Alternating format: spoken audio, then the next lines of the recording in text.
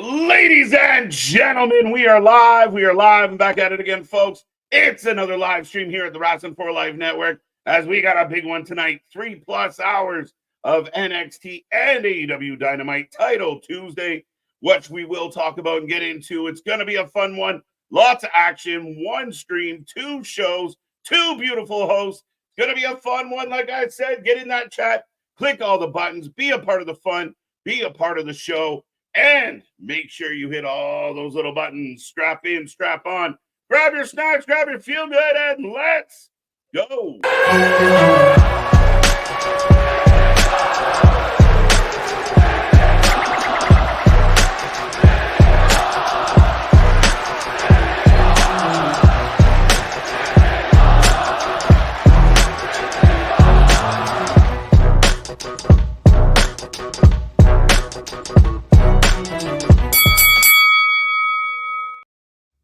Ding, ding, ding. We are live and back at it again, folks. Like I said, we are the Wrestling for Life Network. This is another live stream as we bring you AEW Dynamite and NXT tonight. Lots to talk about, lots to get into, crazy shows, and so much to unpack.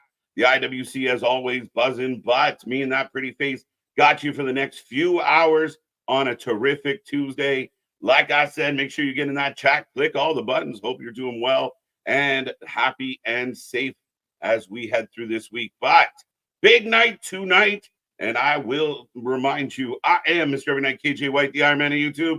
That is Big Nick. Ladies and gentlemen, boys and girls, children of all ages, the Wrestling for Life Network proudly brings to you its YouTube tag stream champions of the world, the Every Night Delight KJ White. I am Big Nick, and yes, 100%. We've got like Tussle Tuesday is kind of what I want to call tonight. Not even just what Tuesday, but instead of like the Tuesday night wars, the Wednesday night wars, there's more of just a tussle. AEW feels kind of like a one-legged man in an ass-kicking contest here. Maybe a little, maybe a little. I mean, it's very interesting. We dubbed tonight Title Tuesday. I will admit that I had a little more expectation on the idea of titles and maybe titles being on the line. I do believe that NXT has more titles on the line than Title Tuesday. Very interesting. Also, the fact that Dynamite going at 9 o'clock is a very interesting choice. So we will see how the cards are lined up and how the programming is set for tonight. As that 1 hour in the middle, they will compete head to head, but then they get them, kind of the run at the end of it. So very intriguing. Lots of discord amongst the members of the IWC. Of course, the tribes are out hard. Yeah. So again, lots on the docket though, Nick. Lots to talk about. I see that chat filling up as we approach 70. Remember, folks, make sure you hit that super chat, super stickers, and all the fun stuff. We want to see triple digits in this chat tonight. So be a friend, tell a friend, click the link, share it with all your people. But Nick, a lot to look forward to on this one.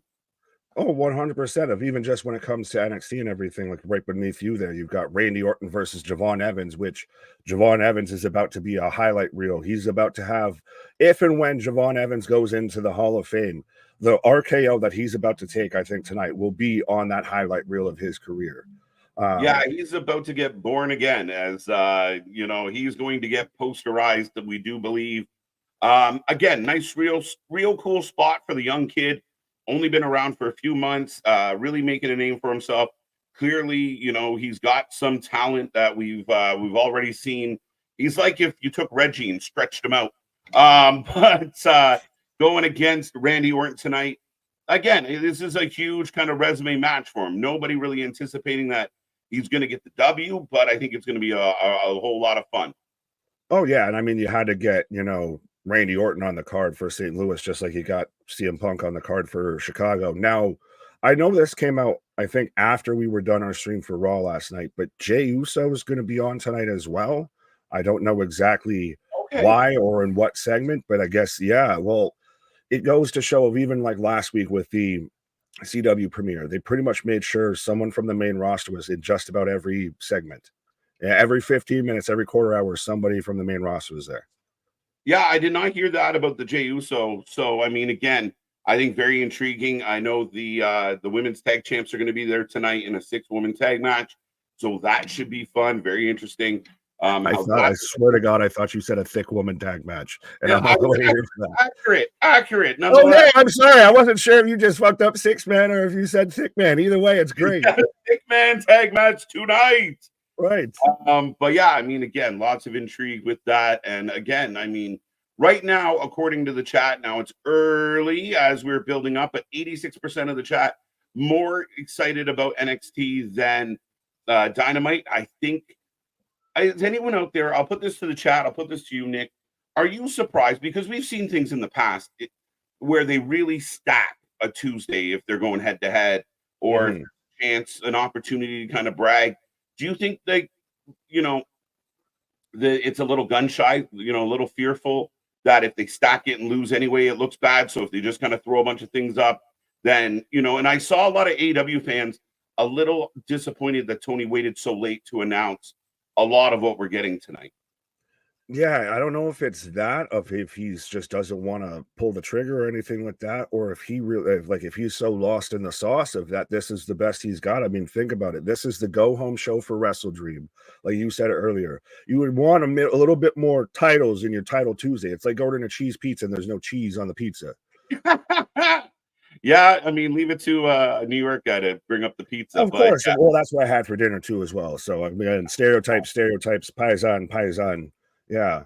But yeah, I mean, very intriguing. Again, it's not, again, my overall expectation with Tony, especially when they've been in this kind of, in their mind, a war, I kind of anticipated a little bit more from them. Last week they announced the big, they re-signed the rights deal and they were really excited. I almost we've seen so much change in WWE and so much growth in the last year from WWE. I just expected this to have a little more sizzle on it, and some of the matches don't really sizzle. But what does sizzle a little bit, Tony, speaking of Paisans, taking on Oba. Man, this is a really interesting one. And a lot of people, maybe not a lot of people, but I've seen a good amount of people who were wondering if Oba finds a way to lose this one tonight. I don't see it. I mean, I know I gotta stay with my brethren and everything like that, but still at the same time, is this, if Tony doesn't win, is this the end of him? Or is he just an NXT lifer? So I see why people are trying to find a way that he wins, but I still stand by my claim that Oba Femi will have to hand back that title before he gets called up. You can have it back now. I'm sorry, I broke it in your toy.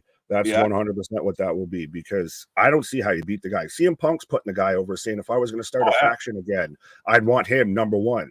Oh, yeah. I mean, it's hard to ignore the impact that Oba's had. And he's not just a big presence. It's the charisma, the attitude, the swag that he's developed. He's Aura Femi now. He's not even Oba anymore. He's Aura Femi. I like it. But maybe Tony heads to SmackDown and helps out Vici, who has not had the greatest of times since being introduced to the main roster. That's what we need, is the guy who loses to go and help the guy who can't lose without even taking his jacket off and everything like that. Yeah. But yeah, I mean, again, I think this one's intriguing. Give him credit. Kind of hard to call. I think it'll still be a fantastic match, mind you, 100%. I'll be shocked if they put it on Tony, but yeah, I still think it'll be a great match. Absolutely. And again, I think people underestimate, like I said before, I joke all the time that Tony's got that prison body. He's not jacked, but he's a big dude. Tony Soprano. You're just thick. Not jacked, you're just thick. Yeah, the thick match of the night, not just the tag. So right. Tag champs will defend against A-Town Down. This is very interesting. A-Town Down's had some issues. Braxium's had some issues. MCMG's lurking in the woods somewhere. We're not sure. Though I did see members of the TNA roster retweet the teaser for MCMG. We're so excited. And we're so that way to fucking give it away. Yeah, Jordan Grace was one of them of retweeted the teaser of this is, oh my God. And be like, hey, now, thank you. So thank you for the confirmation. But 6-woman tag we talked about. I don't expect much here. I don't imagine the heels are going to win, but it should be fun. Fair enough. Do we want to try and rattle off the chat names and everything right now, as we got about 5 minutes before it starts?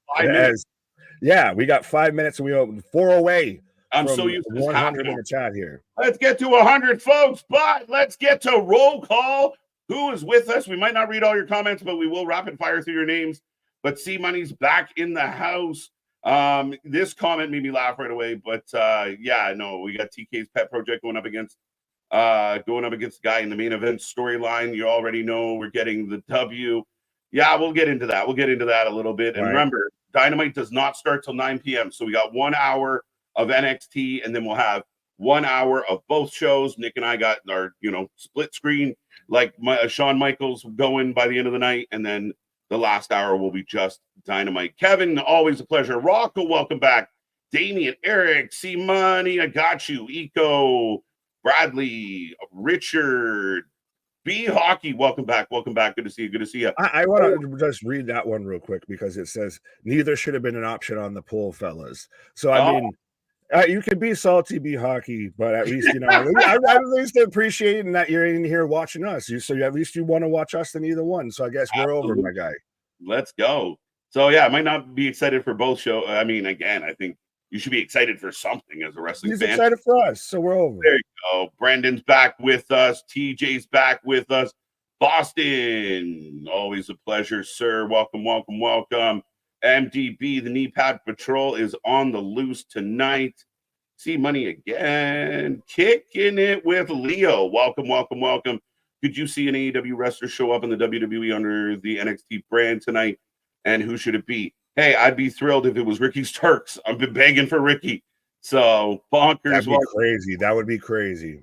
Eric, it would be almost ironic. Prayers for Florida, absolutely. As Milton heading through I saw some footage before we went live of just the traffic jams and people trying to get away. But yeah, Milton looks like it's about to cause some trouble. So T's and P's to everyone down there. Mr. Golfer, welcome back. Speaking of Florida areas, Kevin, Jeff, Sue, Hologram. Yeah, we'll talk about Hologram in a little bit. This makes me laugh. Lisa Smith is back with us. Bradley's back with us. Denisha, good to see ya. Misfit, I like it. I like it. Brother Fluff Salisbury, one of the best names is Nick. You can continue while I hit this. Right. Yeah, as we got Paul Carpenter, AEW, WWE, the best side. And I see the tribalists are already coming out here because we got war, we got conflict. Capone, what up? 316, what up? Chris Leclerc, hey, it's been a minute, my guy. Hey, but not losing. Welcome back, Chris. Right. Trek, what up? Jejuan, I'm trying. I hopefully said that right. That might be the one I get wrong and you get right. But what's up, fellas? Thoughts on the reports on the NXT roster? Next week's NXT could be affected by Hurricane Milton. Well, I know some hockey games and such got canceled. I think it was Carolina was supposed to have a preseason game in Tampa. They canceled that. I don't know how much it's going to. Well, all depends on how bad they get hit and how fast the recovery is. Right. Rabbit Wolverine NXT as Spaz with a $5 super chat saying K Jiggy Puff, the guy that's a guy. Big O Nico and T Rings with us in spirit and chat. We all ready to watch AW get bent over. Jesus. No. Still over 80% in favor of NXT, though. Right. Well, no, he's saying that, NXT is going to rock the world of AW here. Ken, what up? Hi, guys. Happy Tuesday. Jason, what up? Bro, Brendan cheering on the Canucks. Mike and first hour Dynamite will be mad they can't compete with NXT. Well, that's going to be the interesting thing to see is if that they move stuff around. Speaking of moving stuff around, but if they move stuff around so that they would have whatever they deem is going to be their more compelling shit at the last half hour or the last hour. But you normally would still expect Tony to come out guns a-blazing. You would think. Battle lines have been drawn. It would be very interesting if he goes light with it. Zach's in the house. 444 is back with us. Keyshawn, Ringsider Anthony, who will be here on Thursday to give us his thoughts on all the weekend wrestling, plus Wrestle Dream coming up this weekend. So we will be here for that. Who else we got? Brother Fluff, we got you. Polo, we got you. Ken, we got you. Jeff. And that's just about everybody. If we miss you, don't forget, we got the super chat, super stickers if you want to stand out. And momentarily, Nick and I are going to try and sync up and make sure we are on the same page, which should be fun with two shows tonight. Right. Yeah, I got then. I don't have then yet. All right, I'm holding it now. Let me know when you're getting now, sir. I will. I'm still getting a commercial. Fair enough. I got the Big Bang Theory, here for an hour before AEW. So, interestingly enough, both shows brought in by Sheldon, because I had young Sheldon on CW, and now I got the Big Bang Theory on TBS. Here we go, ladies and gentlemen. We are going to go live. Just hold it there. I'm holding the day commercial. Anthony letting us know I have no thoughts on Wrestle Dream. We can talk about that card too, yeah, because that's a little lackluster, especially for $50. I got now. Sorry, Nick, it jumped. There we go. Forever. I just got forever. Okay. All Let right. me know when you get the arch. Waiting for it together. Let me know when you get the arch. How did you get to the arch? Because I have it to where I can just jump, and I just clicked forward. So I'm just trying to find a point. Forward. I got the arch. There we go. Well, I was behind you, and you can't really catch up there. To me. Ladies and gentlemen, we're rolling one of two shows. We are kicking it off, and let's get that number back up towards triple digits. But let's get ready to roll. Yeah, as I've got Javon Evans coming in right now. I got Trick, which we're going to have Trick addressing the NXT universe as well. Which, did you see Hunter and Sean recreated their whole... Yes, you jumped ahead again. I don't know why. I didn't touch anything. Belt was gold. It's okay the way it is. No, they just changed it. So happy we have a new NXT title. The black and gold era was still one better, but this one is a million better than the rainbow belt. Yeah, the rainbow belt wasn't the funnest. So right now we're getting a recap of last week, the debut on C-Dub. You got Tony and Oba? Nope. All right. Wesley off the top as we get a replay from that street fight. The boys will be my eyes and ears tonight for both shows. Yeah, we got you covered for anything and everything. Dun, dun, dun. Trek, if WWE have to move venues next week, where do they go? Possibly canceling the show for next week and doing the best of ep. I don't know. I don't know. I think they'll find a way. Where there's a will, they'll find a way, I feel. It was in the replay. Yeah, I'm at CM Punk. NXT will get the 0 to 10 if TNA is not involved. All right, we'll see, Anthony. Yeah, let me know when you get Punk pointing at his chest and Trick on the top ropes. All right, well. Hello, everybody. Long time no see. Ready for the night of excitement. Let's go, Don. Welcome back. Welcome back. Whoa. Oh, yeah. I've got Trick coming out right now. What are you? My God. I'm trying to sync up with you. Apparently. Right. Laugh my ass off. That ain't TNA Thursday, Anthony. So I got Trick getting the pin from last week with his arm in the air. Look at that arena and send whoop that Trick. Yeah.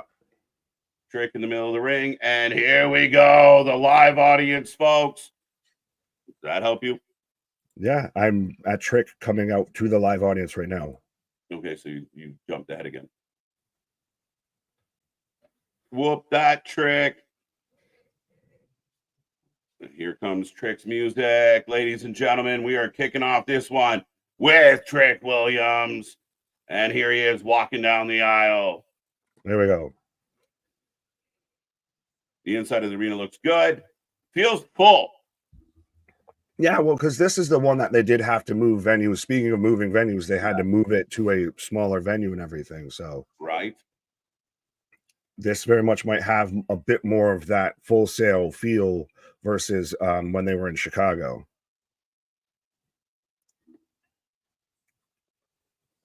Are you surprised? Yeah, I like the belt, but are you surprised that they went right back to him with it? A little bit, but I mean, I think there was an affection for him. I just don't know what the plans for Ethan is. Like, we saw him on Raw, saw him kind of mad at Punk a little bit. So I'm wondering if there is something there with that. I think he goes up and goes. He's a mid card guy. He goes up on the main roster. He's in, whether he's on Raw or SmackDown, he's in the mid card division. Maybe.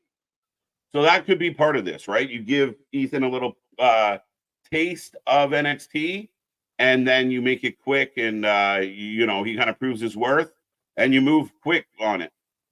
Right. We in St. Louis. Right. Yeah, I don't know if it's the St. Louis Arena, John, but a WWE event at the Allstate Arena will always do numbers, main roster or otherwise. There you go. Mm-hmm. Tricky 2 times. See, champion. But, whether you like it or not, Trick at this point is in a select few that have had this belt twice. Right. Trick coming out with energy. Title is so beautiful. I love it. The title is so beautiful. I want the NXT title. NXT title looks like a mirror. Is funny to me, though. Fair enough. It reminds me very much of like the UFC belts, of how it just very much is just a straight logo across it. Wesley. Dude trying to get a selfie. Hilarious. You're gonna get smacked. Wesley, 2-time Trick. Why is Wesley always wearing pantaloons? Can't touch it. Yeah. Too legit, too quick. Down. Hold on there, light skin. Let's go. So it looks like we're gonna have Wesley versus Trick is gonna be Trick's first feud with the title here. I'm okay with that. It should be fun. I mean, again, we have to. I think part of Trick not having the belt, we saw him work with Pete Dunne a bit. It was just finding a way to slow him down. He felt like his body was moving faster than his brain at times. So he was a little Bambi on ice. Right. You ain't it, dog. Try not to click on the chat because they might be ahead of us just a bit. Yeah. Common. So backed ourselves up trying to catch each other. Lame. I called it the real Trick versus the one trick pony, Jey Uso. I think Jay's far from a one trick pony, my folks. No, not at all. And especially now, like, why are we going back to that discussion after now he's become IC champ and everything? Yeah. But he coming out through the crowd, almost lost his foot, did lose his belt. Then says high five to the fan. Let's go. So we're starting it off bad. We're starting it off big, folks. It's what? Well, you're starting it off with all the chants. You're starting it off with whoop that trick, followed by yeet and all that.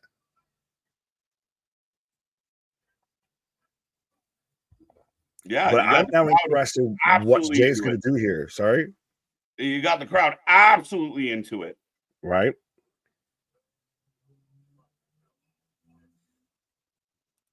Wow, Trick and Jay, the worst stalkers in the business together, huh, Paul?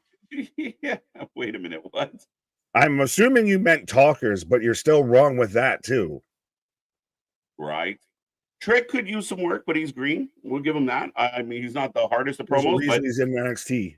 Yeah, and he started the night off with good energy. Jay's a good promo. I could give you guys a dozen examples of Jay just murdering promos. Both the Usos have gone so far in their promo game, from where they started off to where they couldn't cut a promo at all, to the Uso Penitentiary, to now is light years away.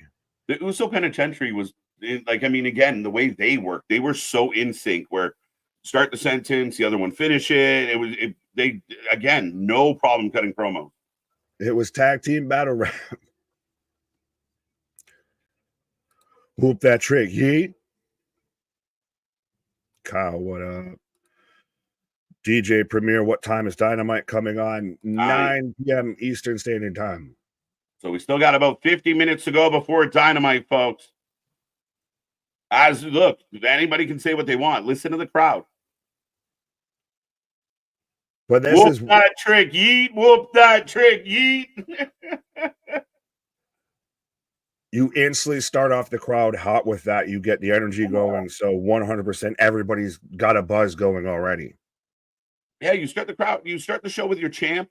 You start the show with energy. You start the show with, again, audience participation.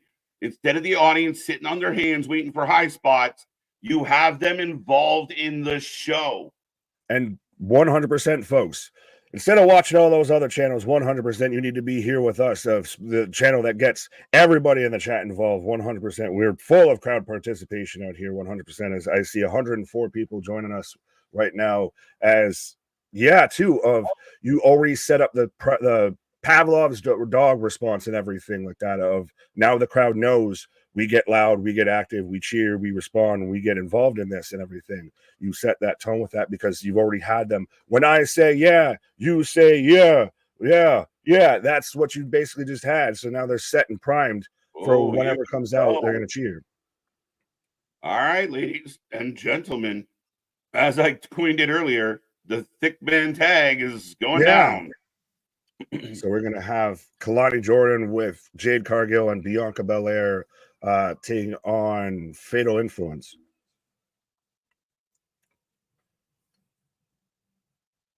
Anthony's already hyped. Bianca's theme is always a party jumper.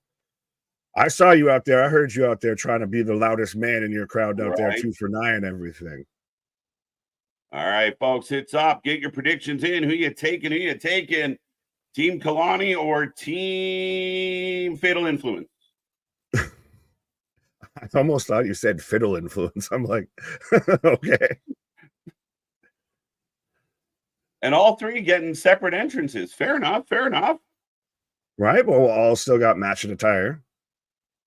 Welcome back. Destiny's Fate for the win. I got Fatal Influence winning. Really? That'd be bold. Bold statement, Richard. Bold statement. Right. Team Kalani. Yeah, MDB's pointing out too, pointing out they're all matching. Yep. They coordinate.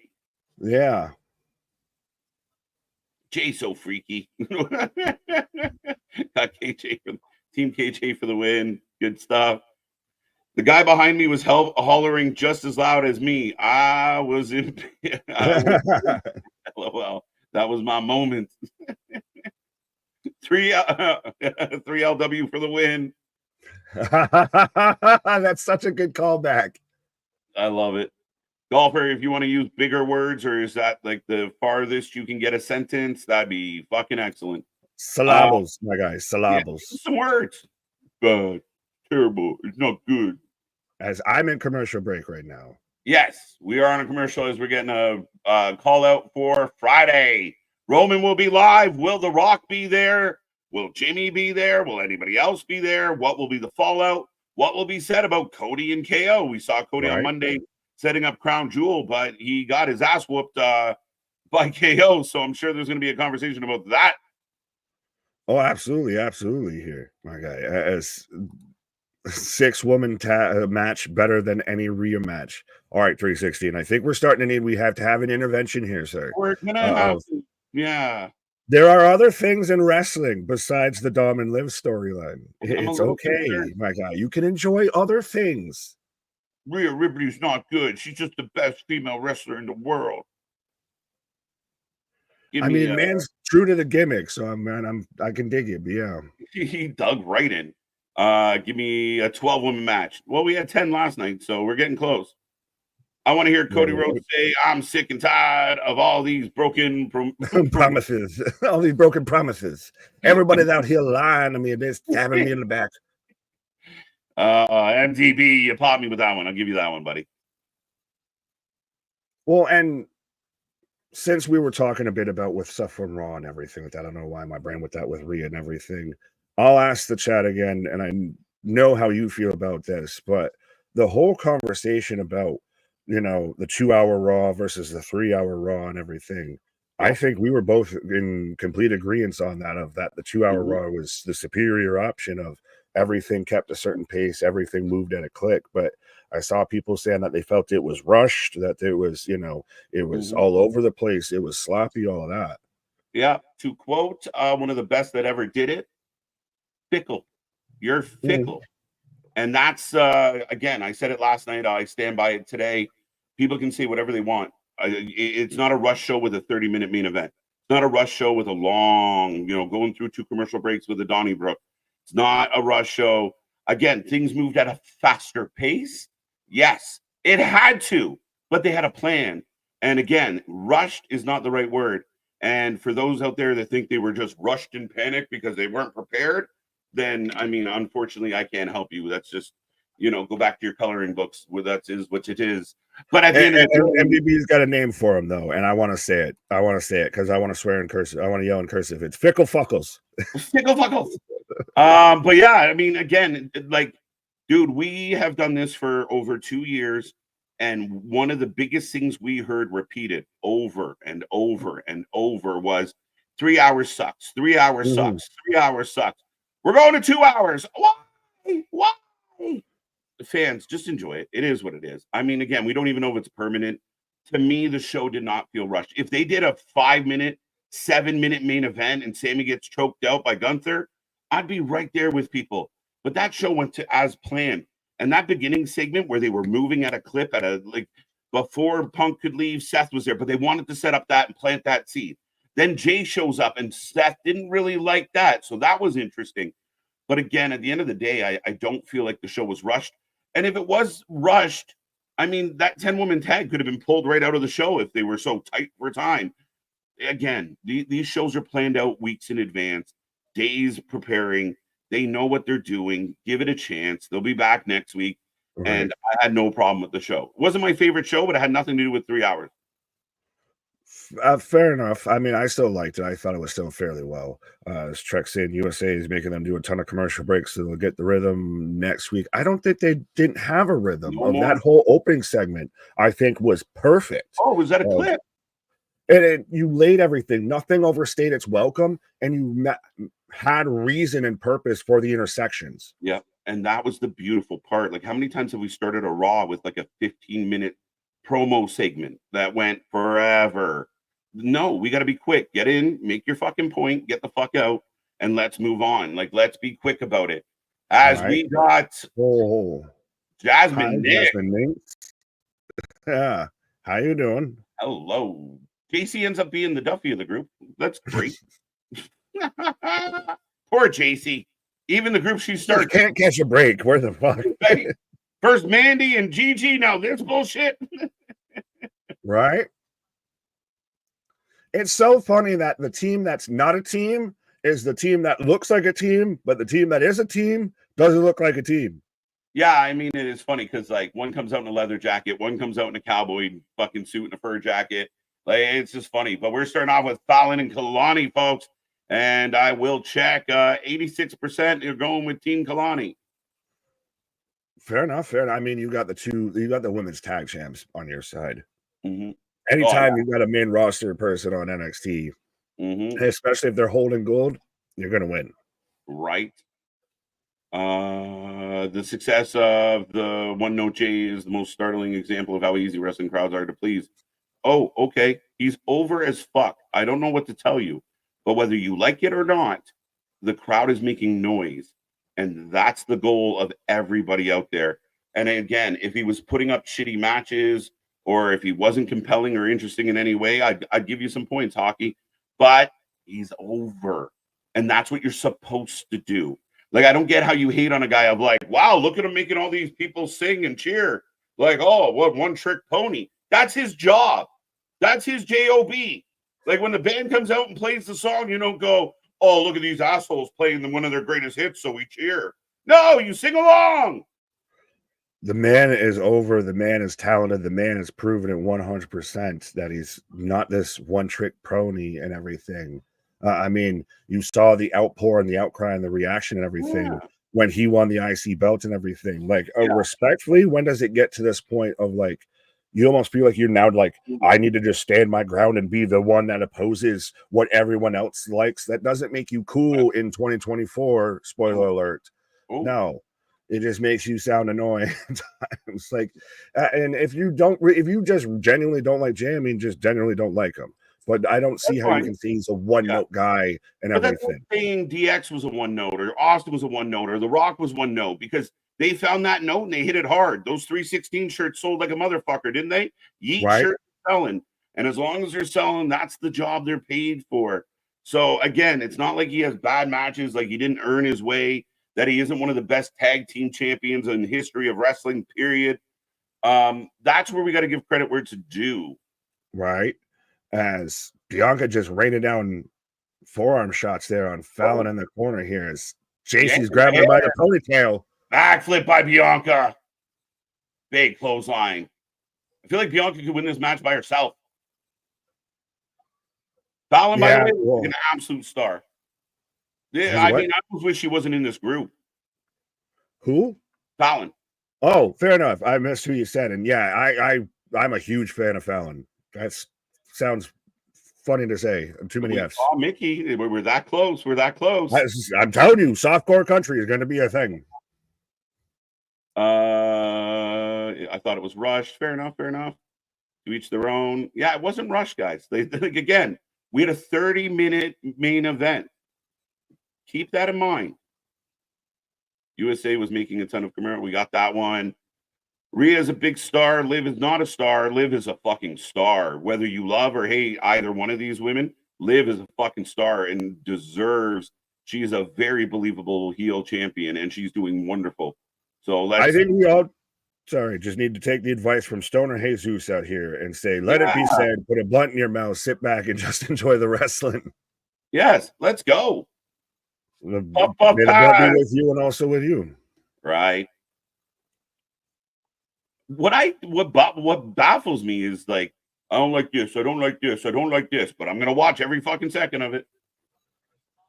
Well, we do it for this. Well, no, it's one of those of we'll still present a counterpoint and everything. You can disagree with something, but you have to have something that valid that backs it up, or that you could do that would be different, or what you perceive would be better, and sell me on that. Off the apron. JCJ off the apron. Yeah, don't come to a battle of wits unarmed, folks. Do you not see the crowd when he comes out through the top of the comes through the top of the arenas? The fans are going crazy. The lights and jumps up and down.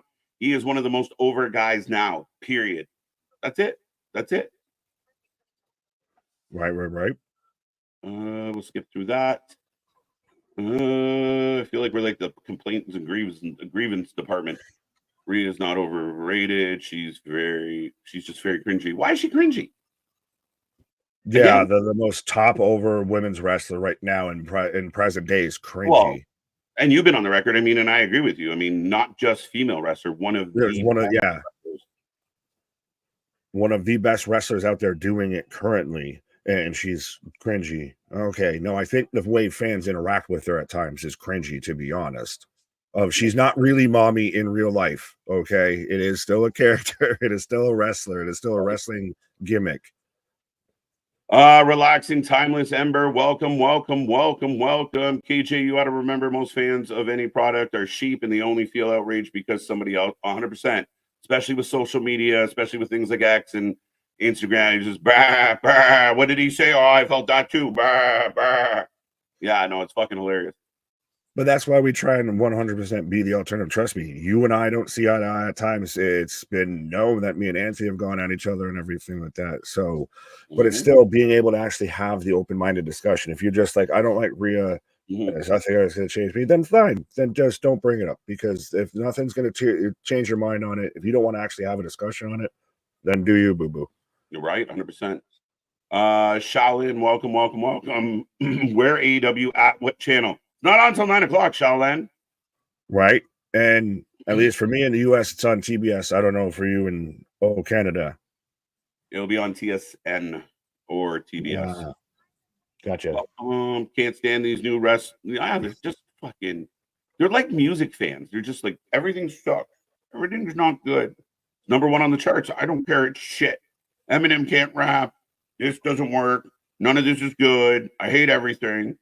Fucking hell. If you're going to say something like that, though, then have an alternative.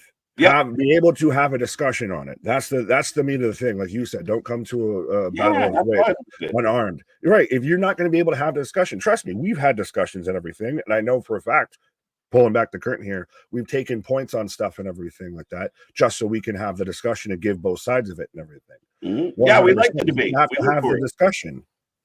We live for the debate. I mean, that's the argument. That's the fun stuff. If you're sitting around the basement with your boys and you're watching wrestling or watching sports, you get to have the fun conversations. Like I tell Nick all the time, Alan sucks. I'm mad that I drafted him.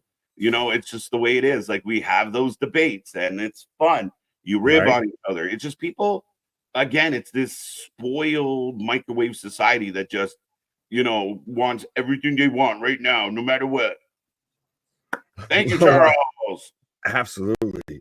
I think Charles gets a star. And I like this, though, from Damien. Where are you, buddy? Like, Nick don't like Wendy Chu that much. Yeah. That's an understatement. I almost read it of like he was putting it over that I really don't hate Wendy Chu that much. You know, it's just I play it up and I'm like, no, I really do dislike it that much. Someone asked earlier, the question of the night, by the way, early question of the night was, what would you rather see tonight, Chris Jericho or Sexy Red? Is Wendy Chu an option? I might take Wendy Chu then. Yeah, shit, man. Like, I don't know. I'd almost rather see fucking. I don't know. It's so hard to say. I'd rather see Sexy Red, but I do never want to see Jericho again. So I'm kind of torn. I don't want to see her either. I mean, at least I don't know. I was gonna say at least she's good at what she does, but she's not. So I don't fucking know. She got ice cream on her face. I like ice cream. She wins. She's like Gucci Man, Gucci Man, Gucci Man, Gucci Man, Gucci Man. As we're still rolling, coming out of the commercial break. And I'll give Fatal Influence credit. They're working very well together.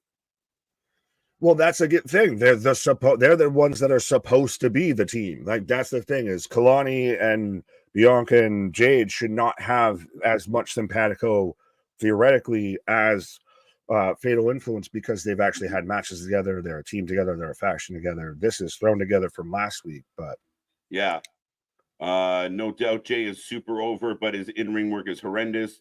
Exhibit 1, his WrestleMania match. His WrestleMania match with his brother sucked, and it wasn't really the lack of ability to perform. It was how it was produced and put together, which, again, ultimately falls on the performers. But his matches have been good. His title win was good. It was fun. He's had a lot of really good matches.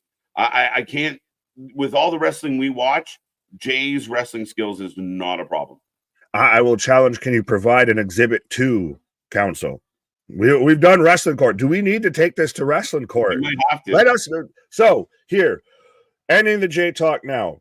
If you want to see us debate and have a whole discussion to where you guys can play the jury and everything like that, of whether Jey Uso is a one-note gimmick and everything like that, when it comes to wrestling court, then when this video is done and everything, drop a comment. Put a comment underneath this video when we're done live here tonight and everything, and let us know that you want us to do that as a wrestling court. Yeah. Dawn had a really good comment, but things keep moving really fast. If I can find it. Dawn? Oh, wow. Jade in the ring with the hot tag, destroying everybody. Are you saying this one? We were giving them crap for so long. I made a comment about being a wrestling fan for 40 years, and I'm right. Oh, I got it. Years a wrestling fan. And again, the late years of Vince when he took over and started hijacking shit, and I gave up on wrestling. It was AEW that brought me back to wrestling, guys. And then it led to me doing all this nonsense that we do here on YouTube. Right. But again, I mean, the wrestling is so fucking entertaining, but I find more belly aching and whining than ever. I wasn't the one. I didn't kind of walk away from wrestling, so I gave up on it. Right, I didn't give up on it, so I guess I'm just a glutton for punishment. But yeah, this is. I will at least say that this is very much the times of this is the most wrestling has actually been. Like it's actually kind of cool now to tell someone you're a wrestling fan when before you asked that like hide it and people would still kind of make funny and you watch wrestling, you know, it's fucking hey, right? It's fucking stupid. You know, it's just for kids, right? Wrestling's fucking cool again. Can we all just agree on that? Can we all just admit it's fucking cool again and be happy? This match is amazing. It's rolling. I give credit to the 3 young women on Influence. I mean, I expect Bianca to be Bianca. Jade looks extremely good tonight. Jasmine Minx has surprised me so much of how kind of, and I know she's more of out there. She goes and kind of just more takes bumps and takes moves and everything, but at least her presence already in the ring and everything, how she's been. She was out hurt for a hot minute. Well, fair enough, but I mean, still, she hasn't been doing this for all that long, and for her to still kind of be where she's at, I don't think it's that bad. Like she's. And Kalani gets the pin with a split-legged moonsault. Shout out RVD. See you cut to the woman. Literally, you saw her celebrating, and then just drop her phone. You just literally saw this woman. Yeah. That was a hell of a women's tag match. It was fun, good energy, not sloppy. Smooth transitions. The heels work like heels. The baby faces get the W. I'm happy with that. Right here, I'll click on 444 because I agree with this and I like this. As I've got Axiom and Fraser backstage right now, but debates are nothing more than opinion wars. Getting offended because someone's views doesn't coincide with your own is just weird. They're fun discussions that should never be taken that seriously. Facts. That's it. That's why we started this channel. That's why we do what we do. That's why Nick's here. That's why I'm here. Is we just wanted to shoot the shit about wrestling, and the fact that people tuned in to watch us do it and want to participate makes this beautiful. We are the Wrestling Utopia. I know there's channels out there that if you jump in and say, I don't like this, you get blocked. That's never been our MO. We are all about the wrestling. Yeah, we're critical. Yeah, we have our moments where we don't like things. But if you can come to us with a reasonable thing other than, I fucking don't like this. And again, the difference between us and you guys is we got microphones. Sorry. Fair enough. I'm gonna just go till we got Randy Orton backstage with Axiom and Fraser here. It's just so funny. You're just like the dad. Like he's I love like new Randy Orton because he's just like the uncle that just shows up all the time. He's the cool uncle now. We got Julia. By the way, an absolute look at her. Hello, my old friend. Oh, it's gonna be fucking Stephanie. What? No, I'm questioning. I don't know if they do that. I was thinking I'm debating between her Julia versus Cora and Roxanne. Fair. That's what I think's happening. Stephanie's here tonight. Now, remember, there is history between Stephanie and Julia. So for Julia to say, hello, my old friend, that to me feels like it's going to be Steph. My brain went to Funaki.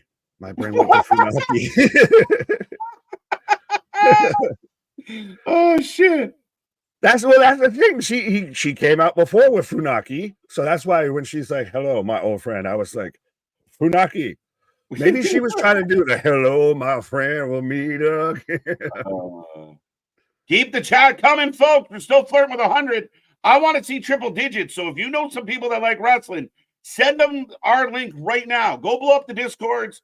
Go blow up Reddit. I don't care where you fucking go. Just let everyone know we are live, and I want to see more than 100 people here with us now. Right. We've been tiptoeing with it here. As Andres says, this channel is the best. Absolutely. So to hell with the rest. What? I've seen Jay's progression from the beginning when Tamina was their manager. He's definitely earned his stripes, 100%. AEW is only on Tuesdays this week due to baseball. NXT has been on Tuesdays for a while. We're not hating on AEW. We're enjoying. Yeah, I'm thrilled. I mean, again, we get Wednesday off because of this bullshit. So I'm good with it.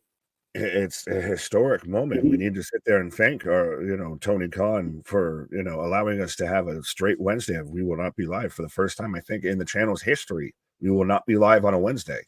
I don't know. Yeah, probably. Well, you founded the channel on, going at Mr. Cornette and everything. And, the backbone was AEW focused. Defending AEW. Now I'm right. Oh, how the tides have turned. Wrestling has always been cool, Nick. We should have been making fun of people who didn't watch wrestling. Yes, all right, yes. All the nerds will rise up 100%. Yeah. Everybody can say that now, but no one was saying that in 2012 when you were having fucking Fandango and shit. There Piss was a off time, with that. where wrestling was that thing that, like, okay, I'd throw it on, you know, before I was going to bed. I wonder what happened on Monday, and I'd pull up a stream just to see, but I was not invested because a lot of it was so bad and so like stop and start, the 50-50 booking, Vince McMahon being completely out of touch with the modern society. Again, it's come a long way. And when we first started this channel, WWE was in the pits and AEW was on fire. Things just switched. 100%. Well, even like Ryan says here, Sorry, go ahead. no, I'm just saying how it's been popularized for an easy bag and everything. No, it's just gotten better and more people have realized it. It didn't have to be that whole, well, we should tell other people, like, no, it's not cool, you're wrong. It shouldn't be that. It should be to where you want to have the boys over and we all want to fucking watch, you know, a WrestleMania, like to where you have WrestleMania fucking watch parties. That's why we do the fucking streams and everything. It's all full circle, folks. If you really take a step back and look at it all. And again, it's a boom. Even people within the industry talk about it. Look at all the people making content. Look at all the streamers. Look at all the writers. Look at all the interviews. Look at all. And again, it's not just us. It's like, you know, people showing up on having, you know, Pat McAfee involved and being on his show, being on ESPN, being on Sports Illustrated, being here, being there. You know, Cody being in the top 5 of Fanatics for sales. This is a great time to be a wrestling fan. Yeah, it's like a weird gatekeeper approach of like to where you don't want other like influence into it or anything like that. Like I like that I can, you know, I enjoy the Pat McAfee show just for sports and everything like that. But I like that it ties into wrestling too and everything. Right? You see wrestling mentioned at the goddamn Oscars and all that. Like wrestling is socially like much more acceptable right now, and I don't see that as a bad thing. All right. Oh, so we're getting a Hell in a Cell video. Oh, the premiere of the song. Okay. It's that betrays. Welcome to the channel, by the way. Objectively balanced on the ball. All right. Is a children's show trying to make you believe it's safe and not dangerous? I don't know. Ask Drew McIntyre's forehead how safe and not dangerous this fucking show is. Again, there was a time that it was PG soft, and as we get Roxanne Perez, but things have changed. And I think childish is when you got to stick a needle through someone's cheek to get a pop. So we can argue that all day long, but I think the more mature and the better storytelling, the reasons to continue paying attention are in one company right now, not two. And the company that's doing childish shit, spot booking, you know, the fans will sit on their hands for an entire show. But if you break a few tables, they'll jump up and down. Again, I want it to get better. I really do. Right. Well, no, Jim shouting out how they got rid of Kevin Dunn in production instantly went up. Oh, yeah. I love MDB here. If Roxanne got that Vanessa Hudgens thing going on, shucky ducky, quack quack, you know, yeah, we're all in this together. Are you surprised though? And again, we're still watching NXT, Chad, so we can talk about that too as well, outside of, you know, the quantum physics of pro wrestling fandom right now. I'm over. We'll talk about the show. Right, but are you surprised that they had Roxanne win? In Julia's debut shot at the title, Roxanne still goes over, and you have Cora Jade come back. Yeah, you did it in a way that saves face with Julia. And again, I mean, she's still in the picture. She's not ruled out of anything. She didn't look bad. It was a hell of a match. One of the best women's matches we've had in a few weeks. They delivered. The ending makes sense.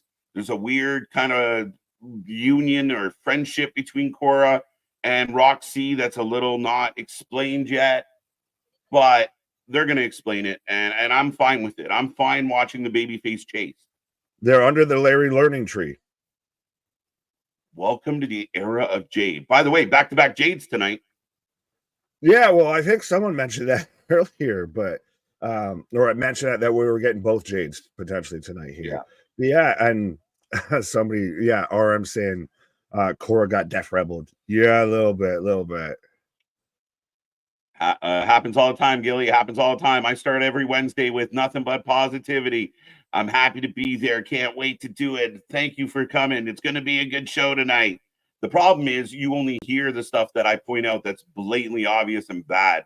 And like tonight's show, when you book Hologram and Commander for a fucking Title Tuesday, you're going to hear about it. But you're going to get praised for the good stuff you do. You always do.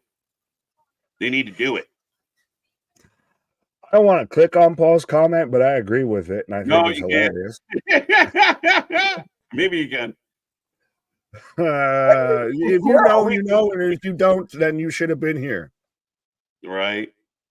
Y'all see that knee brace she wore me? You literally broke me with that. This man's out here of, you see it? She's wearing a knee brace. She's calling out to me. It's a sign. Yeah. John, what up? But this is interesting of the, like, my founding memory of Cora Jade, my, landmark memory of her is when she's breaking the paper mache skateboard over Roxanne Perez's back, and now we've got them both out here paired up together. Yeah. And the most that we know why they would be paired together is they're both friends of Punk and AJ. Well, no, they're friends with each other, and they had rivalry and a friendship that existed social media wise. They put out videos together. This was a long-standing kind of thing. This is a separate. Oh, so it's Sky Blue, Queen Aminata shit. In a sense, but they had a history. They had a history for quite a while. So then she says, yeah, I turned on you, but we have these intruders coming into the company, and how dare they step in? So we'll deal with them first before I deal with you. And Cora went away a little girl, came back a grown-ass woman. I don't know what the fuck happened. Enhanced. Well, I think we all know what happened. Yeah. We just can't publicly speak about it because we're mostly male. Julia has great. Oh yeah, 100%. Julia's doing really well, and I love how they're presenting her. Well, I feel like New Japan and AAA team. Oh, I'm not clicking on the chat because we got behind. We get the lights out. Roxanne not happy at all, loving it, and Julia. I will say her presence reminds me of current Io Sky-ish. In a sense, I get where you're getting that connection for sure. I'm a big fan. I mean, I love how they brought her in. She feels like a big fucking deal. Oh, when she came out last week and everything for that title match, it was fantastic. And she brought her friend. Oh, Stephanie! Let's go, Stephanie Vacour. You nailed it, sir. Yes, we finally got Stephanie Vacour. And so we are. And how fitting, though, is it that NXT pulls out Stephanie Vacour on the night that they're going head-to-head with AEW? Maybe. Well, because there was the bidding war and all of that and everything. So I think it's just a nice little interesting note to point out. Maybe. As the crowd chants NXT, headbutts for the heels, and they roll out Julia and Stephanie standing tall. Halloween Havoc, Damien, Halloween Havoc. It's so interesting, though. The two people that just got here to NXT are the ones that chanting NXT for as they beat up the guys, the gals who have been here all the time for NXT. Yeah, well, keep in mind, these two still have a reason not to. As they both grab the title and kind of give each other a side eye, but Vacour versus Ren next week. Did they say that? What? Well, yeah. Y'all remember? Yeah, they're saying it right now as Ren's watching backstage with all in her jawline glory. But do you think we could get a fatal four-way between Cora, Roxanne, Stephanie, and Julia for the NXT Women's Championship?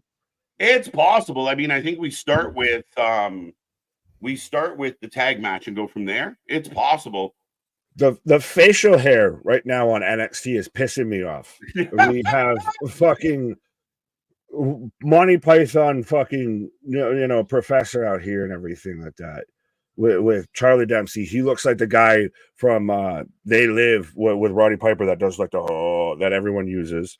Right. And then Lexus King, he's just a creative player right now with facial hair and everything. It's AI. Again, so you got it hooking too, bro. Look at you go.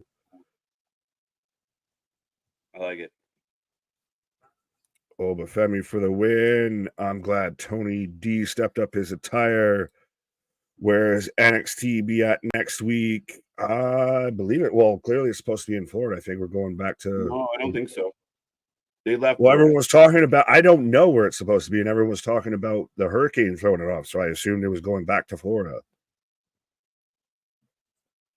Not sure. Because I got Tony coming out right now.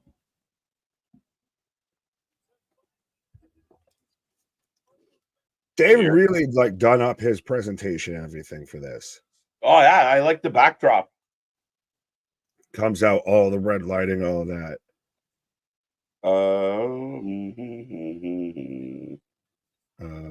Oba Femi for the win. So yes, folks, let us know who you're taking us. Up next, we have Oba Femi, or as I'm now coined him, I guess tonight, Ora Femi, taking on Tony D'Angelo for the NXT North American Championship. So let us know who you're taking. Next week's episode is being taped tonight, by the way, just like Raw. I forgot to mention that. Oh, yeah, fair enough. And then they'll be in Hershey, Pennsylvania for Halloween Havoc. Why not be in the chocolate capital for some Halloween Havoc? Bro, that fits so well. The marketing right there. They're going to be out there trick-or-treating and all that. Right. Oba right now, an early lead at 67%. Folks, we are on commercial break. I will take a second to remind everybody, in 15 minutes, we go live with AEW Dynamite. We will have 2 shows on at the same time, so bear with us. We are going to try and stick to whatever action is good. And this one's for Gilly. We're super excited for Dynamite. I hope it's a good show this week. I hope Tony doesn't disappoint us, because less than 7 times this year, Dynamite has been above great. We've had some good Dynamites in 2024, but we've had less than 10 great Dynamites in 2024. And I've been here for every single one of them. I hope tonight cooks. We're excited, folks. It's going to be a fun one. Tony D for the win. Oh, Tony D for the win. Tony got new and tire and whatnot. He might win. Oberberg for the win, says Eric. Whenever I see Lexus King, no more words pops up in my head. Gilly, so 100% Cage. I want to be good, Gilly. I do. I want it so bad. Yeah, that's the thing, is we're not the fucking usual grifters and everything that just say negative shit just to be negative. No, we're saying it because it's constructive fucking criticism, and it's our honest to God opinion of it. Yeah, I'm not sitting on stream with an AEW hoodie and then jumping off the ship every time the fan base gets upset and just says what they want them to say. So, right, Mom? Milan! Right. Well, I'll say a side note, since you mentioned, Hershey, Pennsylvania and everything like that when it comes to Halloween Havoc. And this is going to be interesting because you're, cross-continental here and everything. Mm-hmm. Did you have a favorite Halloween candy growing up? And in the chat, you can answer too and everything. We're going to switch this off wrestling. We're going to just move off on commercial break. Did you have a favorite candy, or even a few, that when you got in your trick-or-treat bag that you were like, motherfucker, I hit the jackpot? Dude, I mean, do y'all even have Wonder Bars? But Wonder Bars are I'm trying to think so. But keep talking, I'll look it up. If you don't, if you ignore kind of like mainstream, like chocolate bars, like mini versions of chocolate bars, I always got pumped when a kid when I got the square cubey fucking caramels. I thought those were the shit. Oh yeah. Oh, I'll go through a fucking bag of them like a motherfucker. Of just the regular, just the little cellophane foil wrap and little squares. Yeah. Oh, I'll pop them bad boys back like Tylenol. M&Ms were always a nice one. I'd always get pumped for those. Milky Way for me, and y'all got 100 gram bars? Don't have 100 gram bars. I know what a Milky Way is. We have those. No. So I'm looking it up now. Of the Cadbury Wonder Bar is what you were talking about. Yeah, I at least never seen those. It's crunchy peanut butter wrapped in caramel, wrapped in chocolate. It's Butterfinger. Nobody better lay a finger on my Butterfinger. It's way better than a Butterfinger. Really? Yeah, it's way better. Canadians, where are you? Unite. Spaz will spaz out here with a $2 super chat saying there's only one golden Halloween candy, Rockets. What the fuck is it? You just got Rockets? They come in. No, we know. Trust me, you don't want to trust Americans with Rockets. We blow shit up with them, 100%. So I don't know why we would have candy called Rockets. Yeah, they come in like a cellophane wrapper, and it's like these little like pill like sugar pills. Like they're kind of sour. They're amazing. There you go, Spaz. Canadians unite. Well, and then Soner Jesus got your back of saying 100% better than Butterfingers. To this day, I think Wonder Bar is one of the best candies you can get your hands on. Oh, well, I got I'm now, because of course we've now in a day and age to where all the stores and everything cater to our demographic and everything, old nostalgia shit that we grew up with. So I have a candy shop by me that has all international candy and everything. Nice. So I have to try and find a Wonder Bar. Dude, I'll send you one. It's worth it. Well, I had a Lion Bar from there. I know that's a UK, like, I'm a sucker. Honestly, my favorite candy bar is still the 100-gram bar. I'll trade you a 100-gram bar for a Wonder Bar. Right. But I feel like it's 100-gram bar is just like nougat and caramel and with chocolate and Rice Crisps. It's like if you took a Crunch Bar and a Milky Way and they had chocolate. Very similar to like a Lion Bar, like that. Yeah, that's why I'm saying I've had a Lion Bar. That's actually now my wifey's favorite of like, oh, it's not a US candy to get and everything. Yeah. I like this. Damien telling us his favorite dance and his favorite candy all at the same time. Roll. Let me see you Tootsie Roll. To the left, Damien, I know you're dancing. To the right. To the right. Snickers is a classic. Well, I like MDBs. Milky Way's like the lady Snickers, no nuts. Fruities.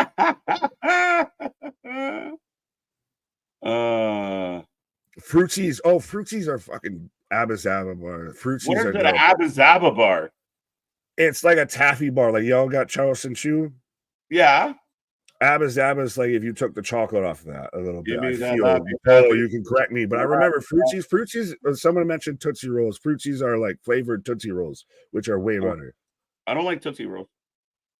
Right, but I think you'd like that if it was like orange flavored versus just turd chocolate.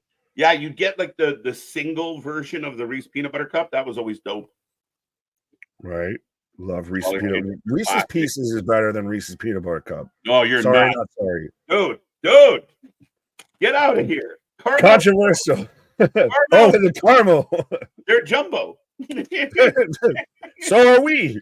I can't even a jumbo. And speaking of a man who looks like he's got Reese's Pieces on his neck, that I'm sure I shouldn't say, but we've got Oba Femi out here. So we are on our way with the NXT North American Title Championship match. Would Oba be a good candidate for the next Paul Heyman guy? Ooh, Paul would definitely get him over. My client, Oba Femi, 100%. The reigning, defending, undisputed NXT North American champion, Oba Femi. Oba Femi. And again, I will remind everyone we are about 7 minutes away from the start of Dynamite. So we get the North American title at the top of the hour to go up against the start of Dynamite tonight. As we are firing off here, as both men throwing shots here. I like that Paul Heyman's managed to still stay up to where you only associate, Paul Heyman with managing top guys. Well, yeah, that's kind of his, right? I mean, again, he kind of picks out his argument would be, I have an eye to pick out them before they are those top guys. Right. Dale, my favorite candy bar is M&M's. That's not a candy bar. Whatchamacallit clears. Actually, Kyle, that's that's wifey's favorites of whatchamacallit. So what do you say and all that? Abba Zaba, that's funny. I have no Abba Zaba, you're my only friend. Help me, Abba Zaba, you're my only hope. Let's see what the chat is saying. I mean, a good amount of love for Tony going into this one. 34% for Tony. This still, respectfully, this looks like a guy from the main roster came down to NXT. Yeah. Go ahead. Sorry, you keep talking about wrestling. I'm distracted by chocolate. Fair enough. You keep thinking about chocolate, fat kid. I grew up with a very British family, so Walnut Whips is a British candy. It's awesome.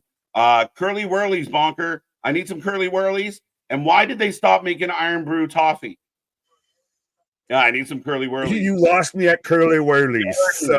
Delicious. Yeah, sure. As I got a two go. Curly Whirly, there it is. He knows what's up. Dude, every year for Christmas, I get a container of like British candy. Oh shit. Yeah. It's I'm like their just champion. affected as my mom just sends me like stuff from my favorite pizza place back home. Oh, choke slam on the apron. Hey, yo, what's up, Vance? Where are you? I just got choke slam on the apron. I am in a side headlock and everything like that of both men going, I haven't touched anything. Oh no, what happened? Screw you, blame Canada. Blame Canada. I American feet tonight because I thought it would sync me up better. Well, clearly fucking not. VPN is letting me down. VPN is more VKM. I'm on commercial right now. I just got the chokes, you motherfucker. Skip ahead and see what happens. All right, I'm hitting refresh, and I will let you know where I land. We'll play it. But I'm about to queue up a little bit. I have commercial. That's what I have. What are you queuing up? I'm gonna bring up Dynamite. Fair enough. I still have that on the side. I have the dual screen of this. Still, it's always still a nice callback because now we have the modern technology instead of you having to sit there on the corner of your bed with the remote with the previous button. How many remotes right now come out with a prev button on them and everything, so you could go back to the previous channel you were on and everything? Because that's what I used to use. Of you go to 15 for USA for Monday Night Raw and 37 for TNT for Monday Night Nitro, and you would just bounce back and forth. Of you wouldn't click on any other shit, you would just hit prev, and that's how you could bounce back and forth. Speaking of bouncing back, the lights bouncing off. You ain't seen bouncing back. Right, Vance. What's Walnuts Whip? Yeah, explain this and explain your curly whirlies. Don't do your curly whirlies or whatever. Yeah, it's word commercial. Curly whirlies are just chocolate and caramel, so you can't go wrong with it. Change the name, just for the love of Christ. Change the name. I like it. But a walnut whip is like picture like a chocolate pyramid with like whipped cream and a walnut in the middle or on the top. I think. Yeah, it's crazy. They're not bad. Not my favorite, but yeah. A lot of people were talking about where is Tony's Twitter meltdown coming soon. Hang on tight. About 11 o'clock. Anthony always. That's it. The international borders causing problems. Well, see, folks, this is a perfect opportunity as we have 104 with us, and we've got the super chats, the super stickers, the memberships, and everything like that. As you help us grow and everything like that, then we can provide you better content, more content, and all that. We can do all the things, and then we can eventually get to where we'd be in the same place at the same time, so don't have to worry about syncing up because we can just hit play and be watching the same thing at the same time. We're trying. We're working on it. Right? Feed the channel, folks. We don't we don't want you to support us so we can go to the wrestling shows. We want you to support us so we can grow the channel. Exactly. We're focused on the channel, not flying out for a night. No. As I'm back in action with Oba getting choke slam, and so right now I've got Oba stretching out Tony over his knee. Are you there? I'm getting a commercial. All right, I'm stopping at the back stretching. Did you hear a report that Britt Baker was pulled from the show tonight? No. Someone, I think Polo might have mentioned that halfway earlier and everything. I have Oba stretching out Tony. We zoom in, and now I got picture-in-picture replay of the choke slam, Nick. All right, well, I'm a little bit past that, so yeah, let me know when you get there. Like, I got the ref pose looking at, Tony all stretched out over Oba's knee here. Nick, are you a big fan of Skittles? And what is your favorite flavor? Mine are either tropical or dark. Well, apparently, this is all you, bro. Apparently, you don't get Skittles, but I like Wildberry. If we're going Skittles talk. No, keep it a buck. It's the purple bag. Wildberry is probably the best one. I don't love Skittles, though. My jaw gets sore with Skittles. Yeah, and it's like too much like tang and like sourness. And like, yeah, it's just at this point at being, the age that we're at and everything, it pulls away from it. There you go. See, we support. I've got John Moxley kicking off Dynamite, guys. I do. Oh God, Nick's head's about to spin off. Right. Well, I've got. Are you? Where did you even get with? Right, but NXT. Am I just running that? You said I already told you. No, I was still past. So right now I got Tony throwing forearms. Oba getting backed off the rope. Irish whip. And sets him up. Oh, blocks the spine buster. And out over the top, both men go. I love I've just now got the Moxley promo, like Moxley's part way through his promo, and I've got Oba eyeing up the family outside. Okay. So when I get a point of recognition, I will. When Oba shoves the family, when Rizzo goes down. Okay, big slap to Tony's chest and out flats.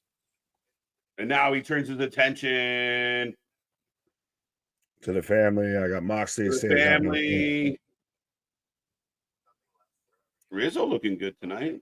This venue review looks good. You put some respect on her name. And down goes Rizzo. Down goes Rizzo. Down goes Rizzo. Down goes Rizzo. Down goes Rizzo. As Moxley's still talking about the end is nigh, and all of this. Yeah. Plumber Mox.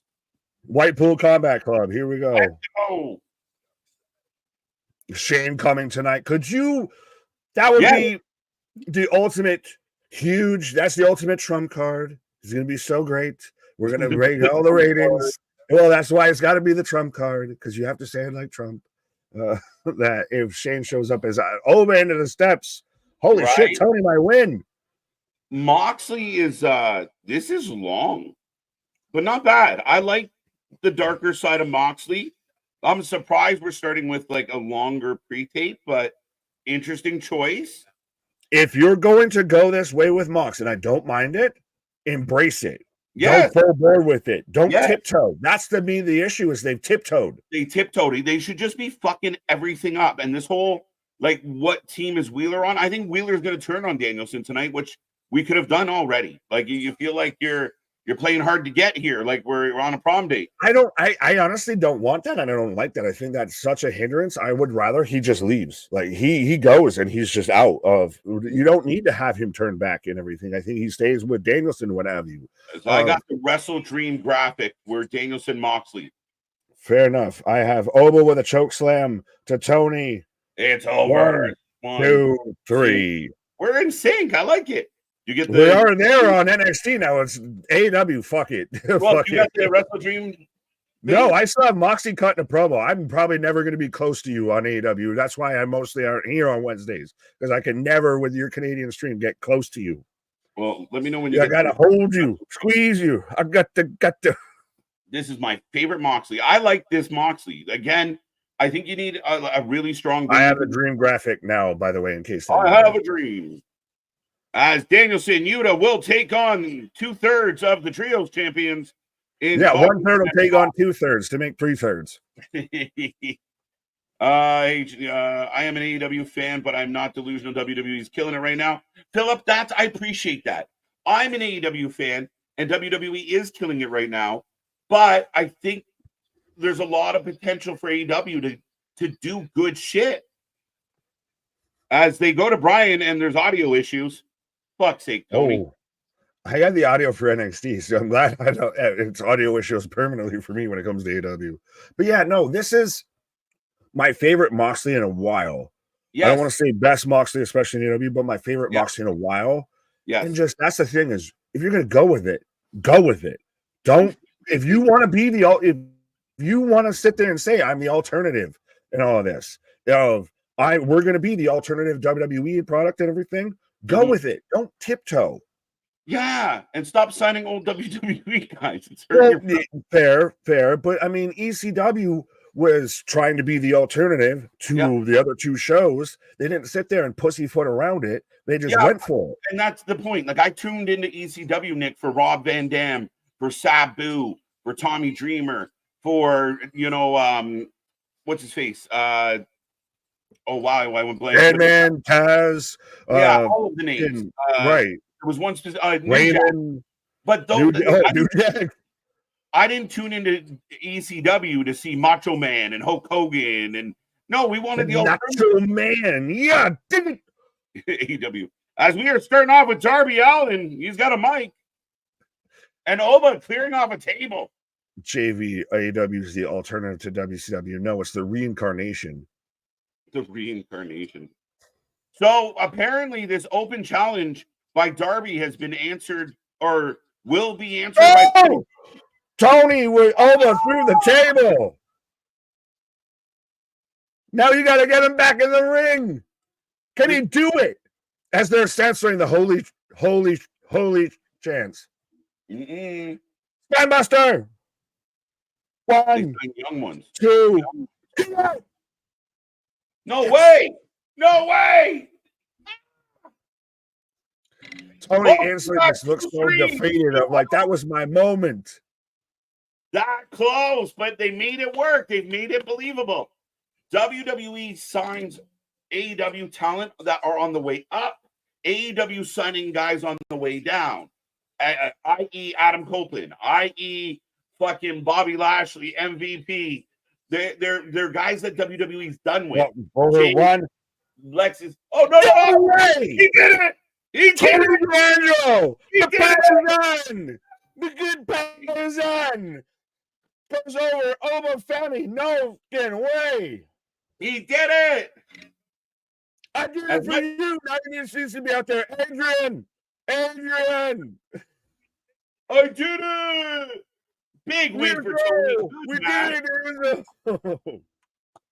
Good match. Good battle. I like it. Christ, if I took a pause, I could go and grab my Italian flag and I could just be out here like Tony D'Angelo too. Join in. Oba lost, shocked. Nick and I have said it. The Oba was going to have to give that belt back, but apparently not. Tony needed this though, so desperately. Oh, and it's still, you need this though at some point for a guy like an Oba, a gal like an Asuka, a guy like Goldberg, like we were talking about last night and everything. When you have somebody that's such a dominant force, you have to see at some point how they're going to recover from a defeat. Right now, go ahead. That's it. Yeah. Oh, I was just going to say, now, granted, I mean, I still think it's great. And like you said, Tony really kind of needed this because if Tony didn't get this, what's left? What is there left to do? But now it's really what's next now for Oba here, because it's going to be interesting to see how he comes back, how he recovers, what have you, what he does after this loss. Darby and Brody King cutting a promo, by the way, on each other. Go ahead, name someone that came out of AEW that was past their prime, that wasn't still marketable. And I will wait, because if you use Cody's one of the hottest selling guys. I was going to say CM Punk was saying old guys, but yeah. CM Punk was a WWE guy before he was a dub guy. Well, and for me, how can you have old guys in a company that's 5 years old? But anyways, I digress. As I've got Nikita Lyons is on NXT, by the way. Out here. Nikita looks like she should be teaming up with Fallon Henley with her fucking attire and everything. 100%, because she's out here just, the thickness cowboy. Tony is a face. Wow, they buried. I can't believe it. Shut up, MDB. Fuck me. Yeah, no, it's coming. That was a great match, a great reason. Big win for Tony. Darby is barking at Brody for somebody who said this was the more mature of the two shows. Is a guy that looks like he's throwing a fucking temper tantrum in the corner of the ring. Like, Mom, well, let me watch my fucking. I hate it here. I can't do nothing. I can't jump through glass. I can't cover my face in thumbtacks. I fucking hate it here. I can't wait till I'm old enough to move out. Do you feel like NXT is pandering a little and like taking a slow approach to the start of their show? Usually they start off the show with something like a match right out of the gate. They'd start with like a Danielson match. Right now we're getting a long promo. We had a long, are they just waiting for NXT to end? as Darby getting beat up. It's a terrible approach, but I think that it's just I literally think that this is what they got. This is what we got. I like with no gyms. We were just talking about this previous channel. Let's go. Exactly. Yeah, it's such that old school vibe of 100%. To where you sit there and you set like shit record, what you couldn't watch and everything. So you'll stay watching this, and then you can go back afterwards and watch what you taped and everything. Yeah, so it's such an old school feel. So Brody King and Darby are now in a feud, and Darby, instead of fighting for a title, is going to have to deal with Brody. Ouch. Oh, how the Darby have fallen. Yeah, 100%. If this man went from a title shot at Grand Slam to giving up his title shot or putting at risk his title shot to now he's in an open challenge with Darby or with Brody as. Hey, Lance Archer and Jake the Snake. We're really going for ratings. I ain't even there, so you can have that. I'm in commercial at NXT. Why does he have a rock? What? This one's for you. The singular interesting male roster member loses the belt to a comedy character. NXT is total nonsense. Be hockey. Be humble. Sidebar right now. Come on. We're going to need to have a sidebar here. Do you actually like wrestling? If you just like us, you can just say that and we can just talk about some other shit and everything when you comment and everything. Yeah. But do you like wrestling? Because, like, what the fuck is going on, my guy? You chose neither out of the options between AEW and NXT. Like, honest question. Do you like wrestling at all? Because I don't get the whole singular character goes over comedy guy. Like, you're sitting there. Go ahead. Sorry, just side note. Don Callis just took Lance Archer from Jake. I think. So is Jake just done? I don't know. That's got to be Jake's send-off. Jake, it's been a fun 5 years. Thanks for coming. Jeff Jarrett is on commentary, Keyshawn. But yeah, to sit there and where was it? Where was it? I need to go back to this. I need the singular interesting male roster member. Yeah. So Oba's the only interesting guy on the male roster. Right, not Javon, not Trick, not Ethan, not anybody. No, not anybody. Loses about to a comedy character. Okay. Mm-hmm. So it's a stereotype. It's offensive. You Tony Soprano out here, it's a comedy character. Like, no, it's still a character. It's still a gimmick. Like, again, I'm seriously questioning, sir. If you're a fan of us, fine. Appreciate you. Love you 100%. But if you don't like wrestling, you just don't like wrestling, my guy. Fair, right? Yes. Like, I haven't heard you say a positive thing. Doesn't matter. Again, the show is entertaining, and to each their own on that one. But yeah, I left that one for you because, again, I mean, at times Tony, he's never been a joke character. Some of the restaurant vignettes and that I didn't love, but him as a guy, I mean, he's the guy that took out Ciampa. Like, we can't forget that Tony has some resume to him. He's a big dude. He's not a guy that, Oba could just throw around. So again, I mean, it is what it is. He is all right in the ring. I think the match that they had still worked well enough, was still a great match, still told the story and everything like that, and it caught him out of the blue and everything. It wasn't that, and it's how you still keep a guy like an Oba strong, because Oba, to me, I think, I don't want to say right now the better professional wrestler and everything with that, right. But yeah, like the Tony Soprano, it's a stereotype, it's offensive, but him versus Oba right there was still a good match. Tony's great in the ring. He's got a skill and everything like that. He's going with the stereotypical character. As we've got, this is what I wanted. We've got Jada Parker walking past as Jakara Jackson and Lash Legend crossing paths with Jade Cargill, Kalani, and Bianca. Of Lash, dude, that side by I told you. Look at this. Like, I know that I didn't Jakara, I didn't think she was that big. 100%. Again, it's the fucking talent.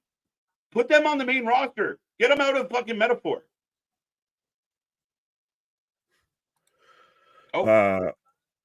MCMG, Lucha Bros, Andrade, Cody, AJ Styles were signed at 38. Ray was re-signed at 41. Good brother. Go ahead.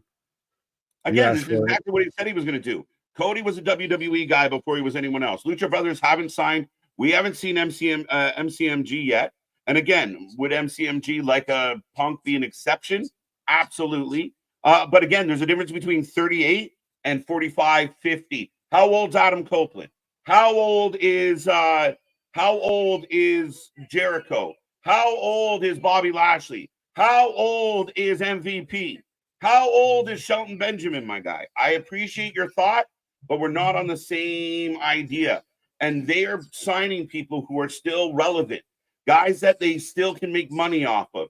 AEW signing up just like WCW did. Yeah, they signed Hogan. Yeah, they signed Macho Man after their prime, after they were done. And you look what WWE is doing with Bronson Reed and the younger talent that's coming up, like through NXT. We got to give them credit where credit is due. But again, to use guys like Andrade, who were only in AEW after being in WWE, they brought him back. And that's fine. But again, still, Andrade can wrestle his ass off. How's Adam Copeland doing right now? Oh, never mind. My bad. I forgot.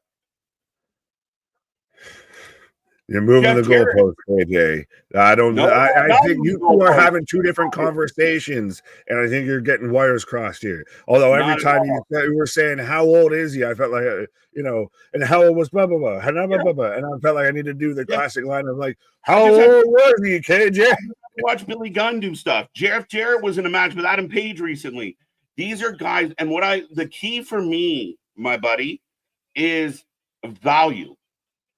AEW has to stop signing guys that WWE is done with. That's the issue. As we get homegrown talent, we're going to have all the fast-paced action here. I might need to pause up here just so I can recalibrate my eye sockets and watch everything right now. As we're going to have Hologram taking on Commander, as we've got Axiom and Frazier, a.k.a. Not Man and Robin, taking on the douche canoes of Austin Theory and Grayson Waller for the NXT Tag Team Championships, by the way. So, yeah, Polo, this is your moment to shine when they lose here. You can eat that shit. We are getting Jade and Bianca versus Metaphor on SmackDown. That I'm in for. Hologram Commander on one channel. It's funny. We got all the luchas. So we got Axiom and Frazier. Well, that's the thing, is you should be loving all of this right now. I know you love watching more of the lucha style wrestling and everything. I don't mind it.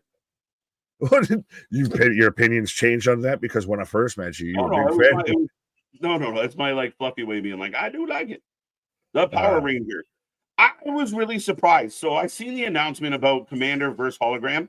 I was really surprised to see people comment like, "Oh, Hologram's Dynamite debut." Hologram, thank you, Tony. Are there people out there that really like Hologram? Or am I lost my fucking mind? If you actually out there like Hologram, explain it to me like I'm a 5-year-old, because I don't fucking get it. It doesn't work for me, dog.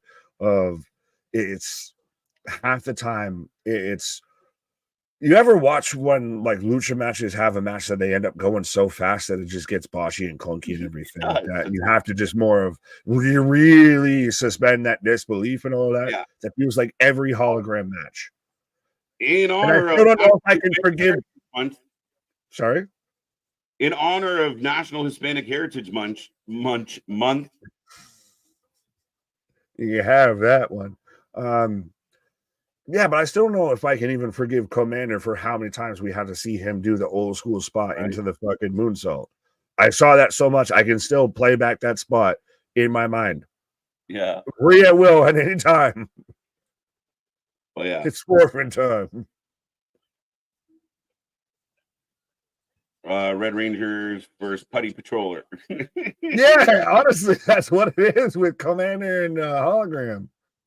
Folks, we have two matches going on right now as A-Town Down in control of Praxium, and Commander and Hologram are kicking each other. I was gonna say, did you really forget hologram?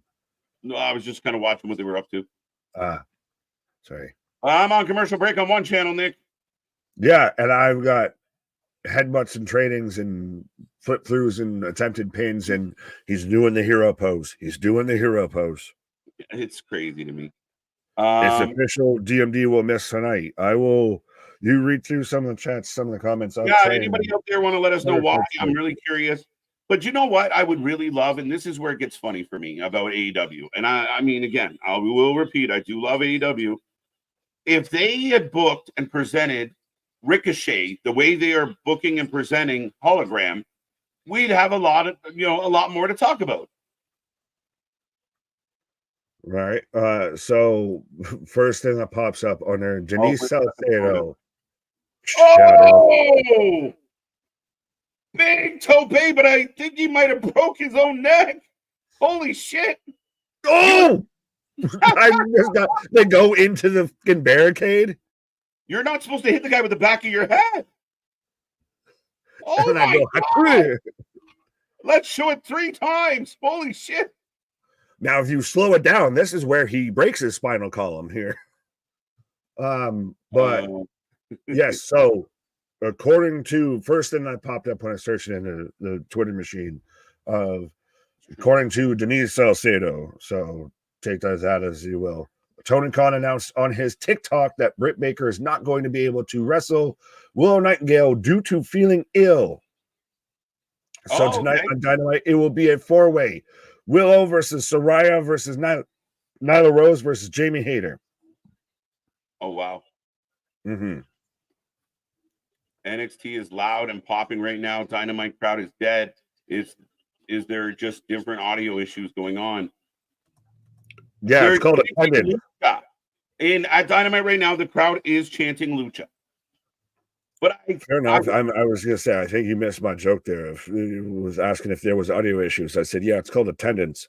Yeah. I wonder what, I mean, NXT, I know they had to go to a smaller venue. I wonder what the comparable is as far as live audience tonight. Well, because Anthony sent us the thing in the group chat that was floating around of it was only respectfully, and again, I'm not pocket watching, but it still shows to prove that just because you got the TV deal doesn't mean all problems are fixed. Of like tonight was still, it's your go home show for Wrestle Dream and all of that, and it was 2,000 seats at best sold. It was like arguably the lowest attendance in Dynamite history. So more injuries added to AEW. Sorry, I hate hearing that. I hate when the wrestlers get hurt. Right. Live audience neck and neck. Okay, thank you, Spaz. Oh, a fatal 4-way match should be interesting. I mean, why not make Sasha fight one of the AEW roster instead of Emmy? Right. Number 1 contender match for Mariah May. Fair enough. Would it be fair to think that Willow might be the winner?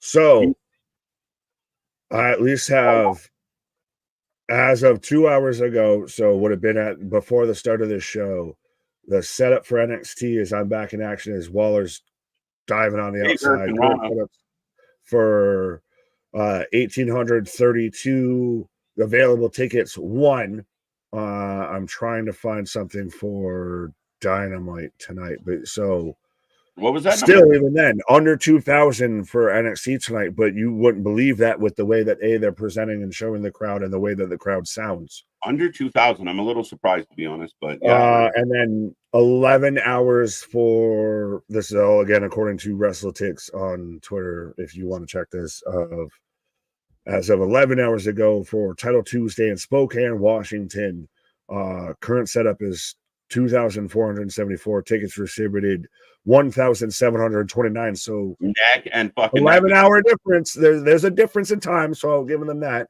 but similar-ish. But available tickets was 745. But yeah, I agree with you, Willie.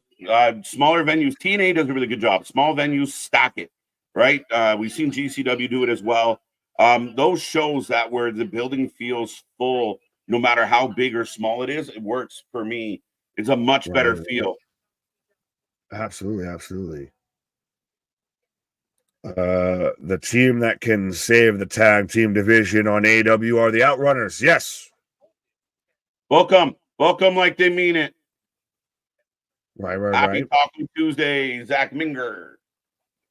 Big flying forearm by Nathan Frazier. Tag match has been cooking, folks. Oh, I got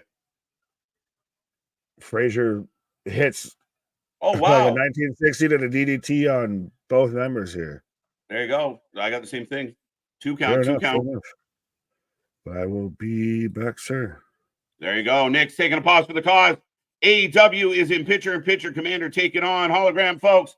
And we have the tag titles in NXT on the line. 2 shows at the same time, folks. It's been fun here tonight. Appreciate all the debate, even from all my friends out there. It's been good. Been good conversation. Keep it coming.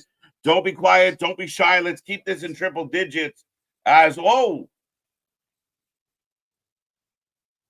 right. So Frazier left in the ring by himself as Axiom gets yanked off the apron. Big move. 2 count.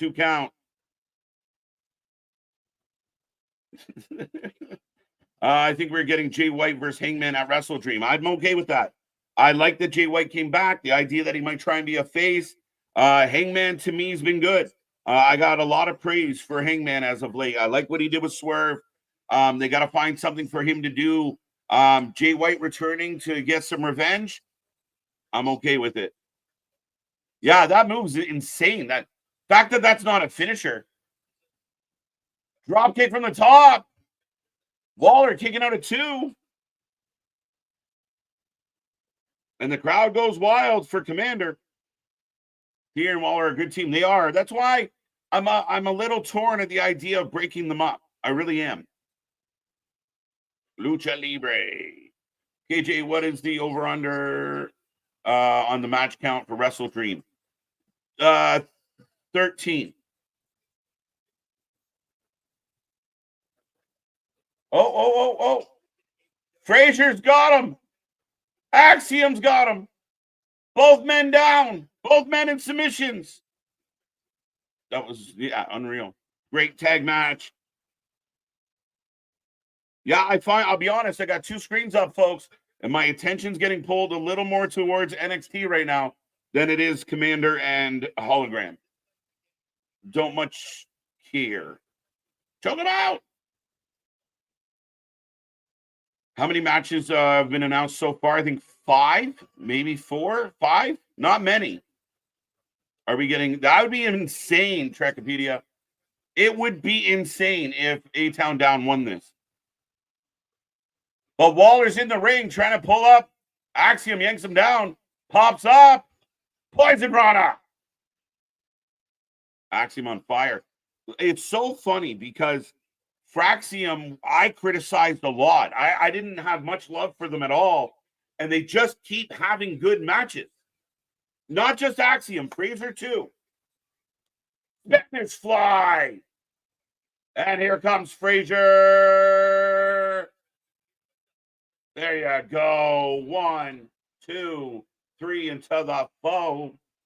As still your NXT tag champions, Nathan Frazier and Axiom. And listen, I always say you have to believe in the fans in the building. And the AEW fans in the building are loving this match between Commander and Hologram. They're cheering, false finishes everywhere. I'm not mad at it, and I can't hate it.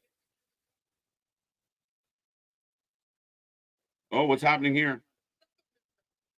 Another missed opportunity, says Jeff Jarrett, as why wasn't that a pin?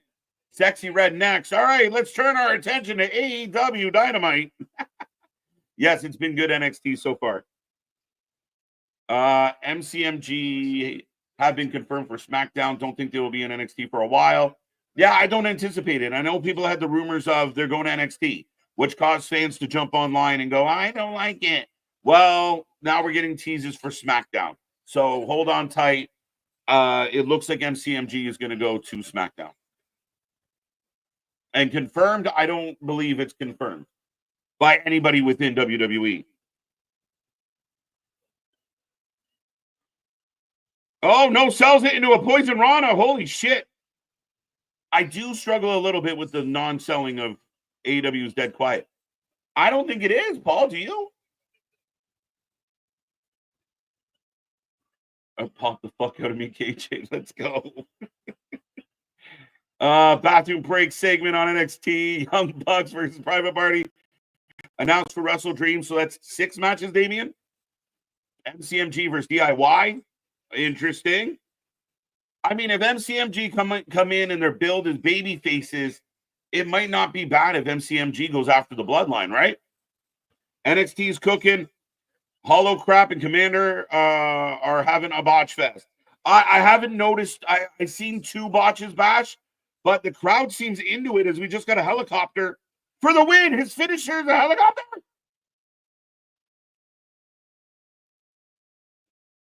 That was the finish. They hit a Poison Rana. He kicked out. MCMG versus Bloodline. Yeah, I could see it. Jack Perry versus Shiba as well. All right, Shibata. Yep. AEW is dead. The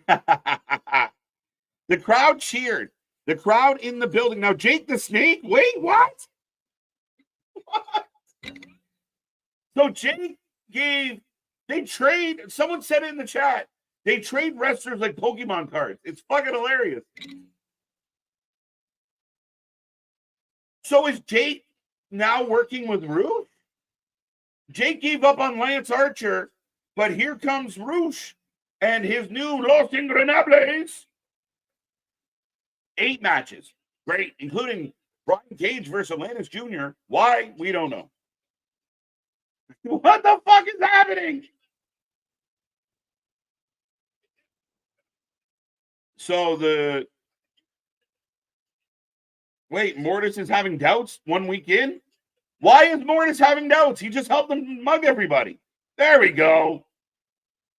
So Draglistico, Roosh, and Mortis with maybe Jake the Snake Roberts.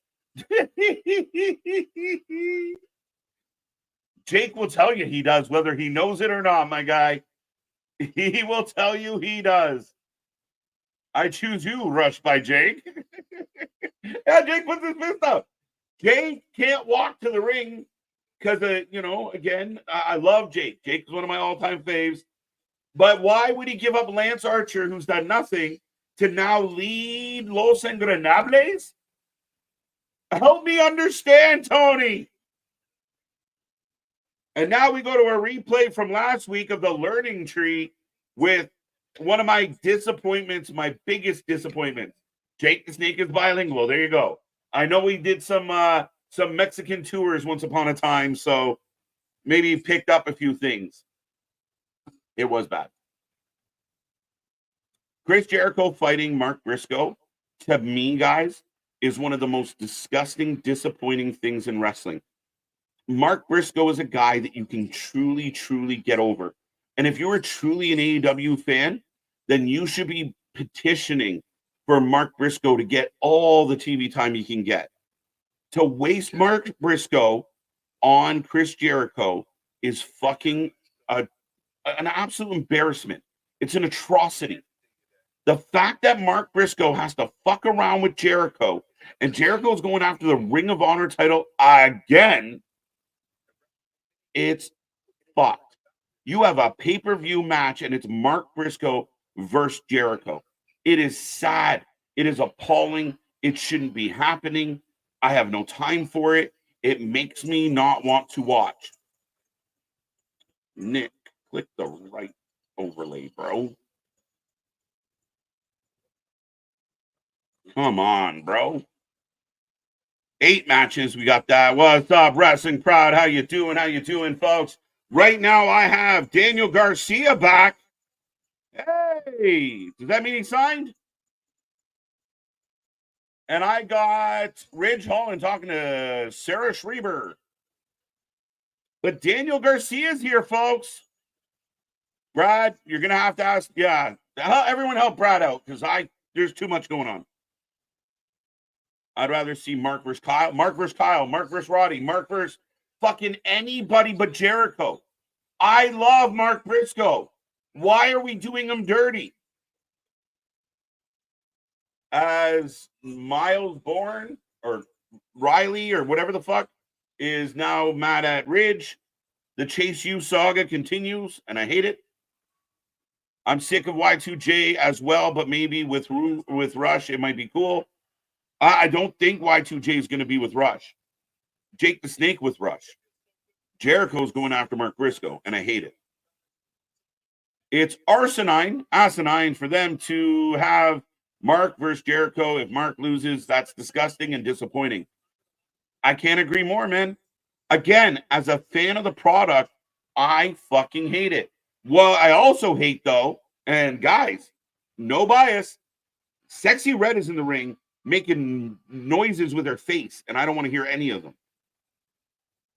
I'd rather listen to Danny Garcia than Sexy Red.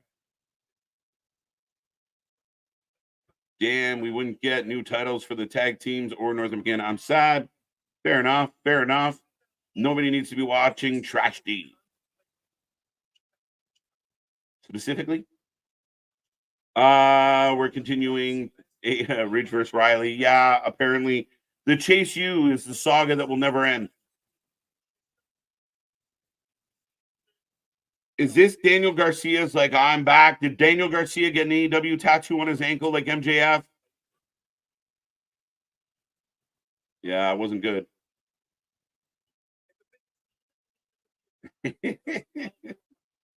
Garcia, yeah. KJ and Nick, what's the key to keeping Oba hot even after the loss? He'll be fine. Oba has got such an aura about him. We don't know. What if Oba wants to go after Trick now? What if Oba is going to the main roster? So I say this to wrestling fans all the time. Patience.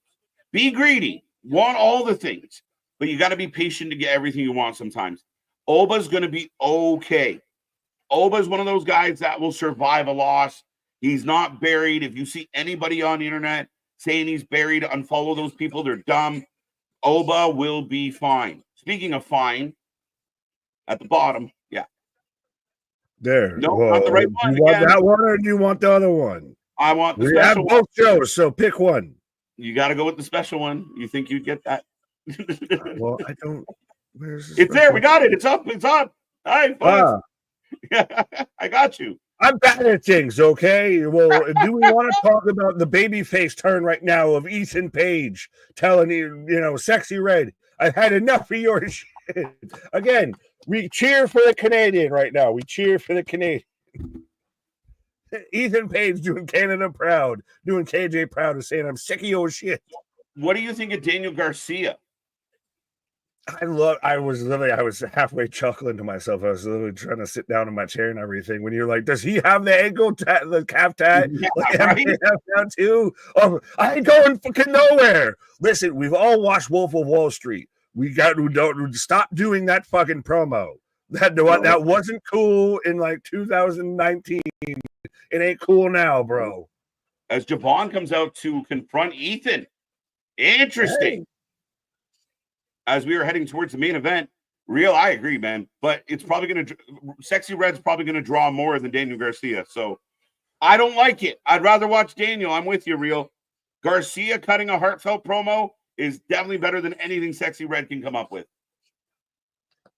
It's kind of hard for me to hate on a Buffalo guy, but yeah, as Charles, Nick, you saw that Jake the Snake with Rush. Yeah, I heard you talking about it, and that's why I was like, is he bilingual? And I even said, respectfully, Jake, he's really going to get you so far, my God. Yeah. Cervezo, por favor. That's about it. Right. I'm Toros. I choose you. How did this happen, though? Like, so Callis, they trade wrestlers like Pokemon. It's so funny. Like I said, it's I don't know if it's a term just I guess Italians use whatever. He's just the whole wrestling promotion at this point is lost in the sauce of they are so. Go ahead. Danny Garcia has a special handshake with the one of the guys.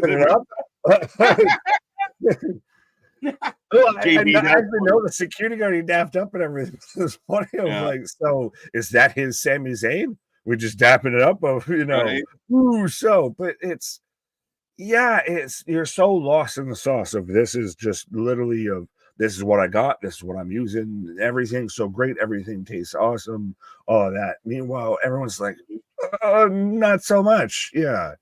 Mhm. As we are Um, getting a replay of MVP's presence and Shelton Benjamin. well, Uh, yeah. Was I that was kind of Swerve or was that Shelton? No, they're showing Swerve a good bit here too. Like they're showing Swerve in the locker room and everything. is Swerve trying to get swole so he fits in with the Well, and shout out, who's the big dude? I Christ, I'm gonna get crucified because I can't remember his name, but it's like E-Day, yeah. But no, he's solid. Like he was with Swerve for a little bit. Remember, it was before him versus Danielson at All In. They had him as the encounter or whatever. Someone please Google debunkers, fact checkers, please. Oh, he But returns at Wrestle Dream, my guy. That's where he'll get confronted by Bobby Lashley. So Swerve will be at Wrestle Dream. Nothing slated, but that will be the confrontation between the Hurt Business, the Hurt Syndicate, and Swerve. So it'll be very interesting. I'm curious. there, thank you, Kyle. And EJ and Duca, yeah, because I have Njoku as my tight end in fantasy football, so I didn't want to call him Njoku and sound like an idiot. Yeah, EJ and Duca of he's a solid dude, 100%. Of I wish they kind of used him more. Like, could we see you have the Hurt Syndicate of Shelton, of Bobby Lashley, of maybe a Hobbs, what have you, and you see a separate entity form with Swerve, EJ, Nana, what have you, and we get that kind of feud faction. Mm-hmm. The chat is killing me right now. There's a lot of funny comments going on. I agree with this. I think Daniel Garcia staying in AEW is probably best for Danny. Could he get some love in NXT and some training? Yeah, but he's got to work through a whole mountain of people. Tony already loves him. Tony's going to pay him more money, and he's going to book him more prevalent. Will that end up being like prosperous overall? We hope. But I understand why Danny would stay. Kind of like I understand why Ricochet went. Who Ricochet is kind of the exception to my argument about the old guys that keep going over there.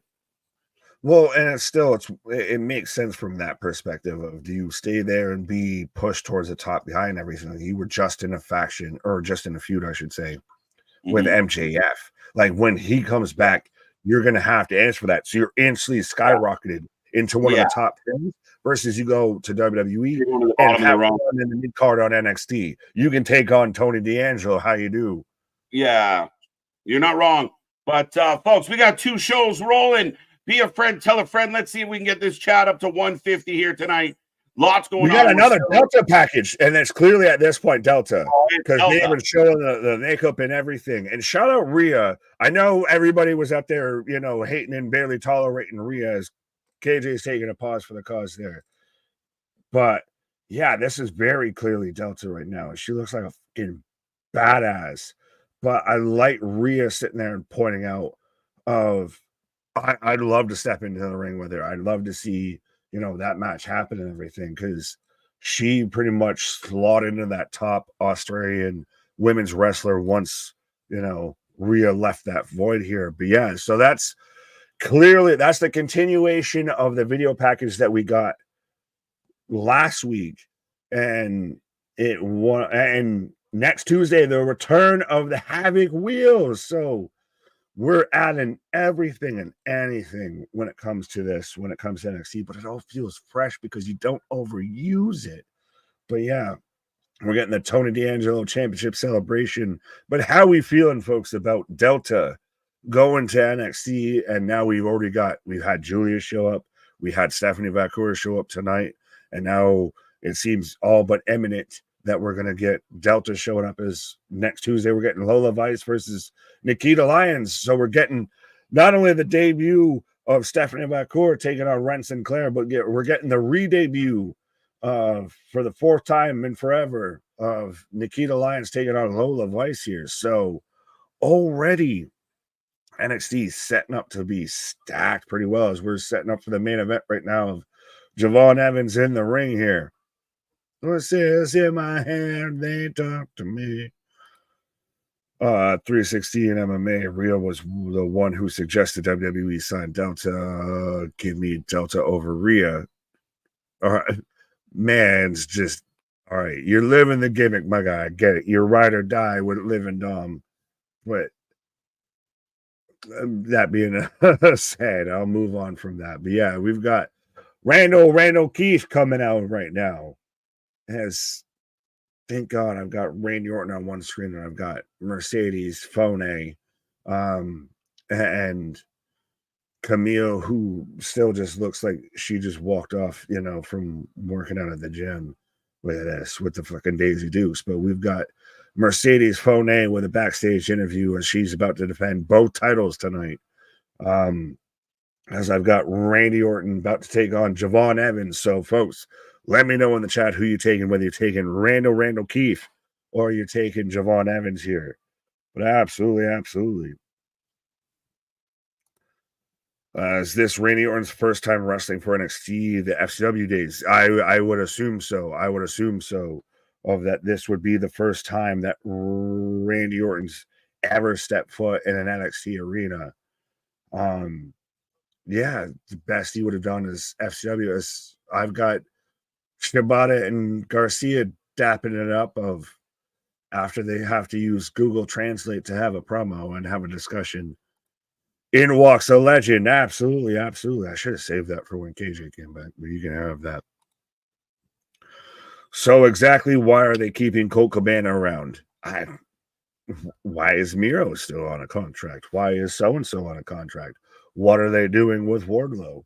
The questions are mounting at this point as I have Willow coming out right now.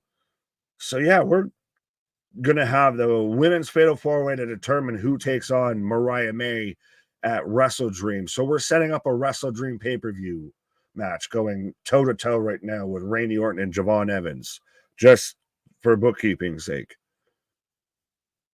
Orton wasn't in FCW, he was in OVW. Fair enough. Yeah, actually, yeah, it would have been him. It would have been John Cena as the prototype.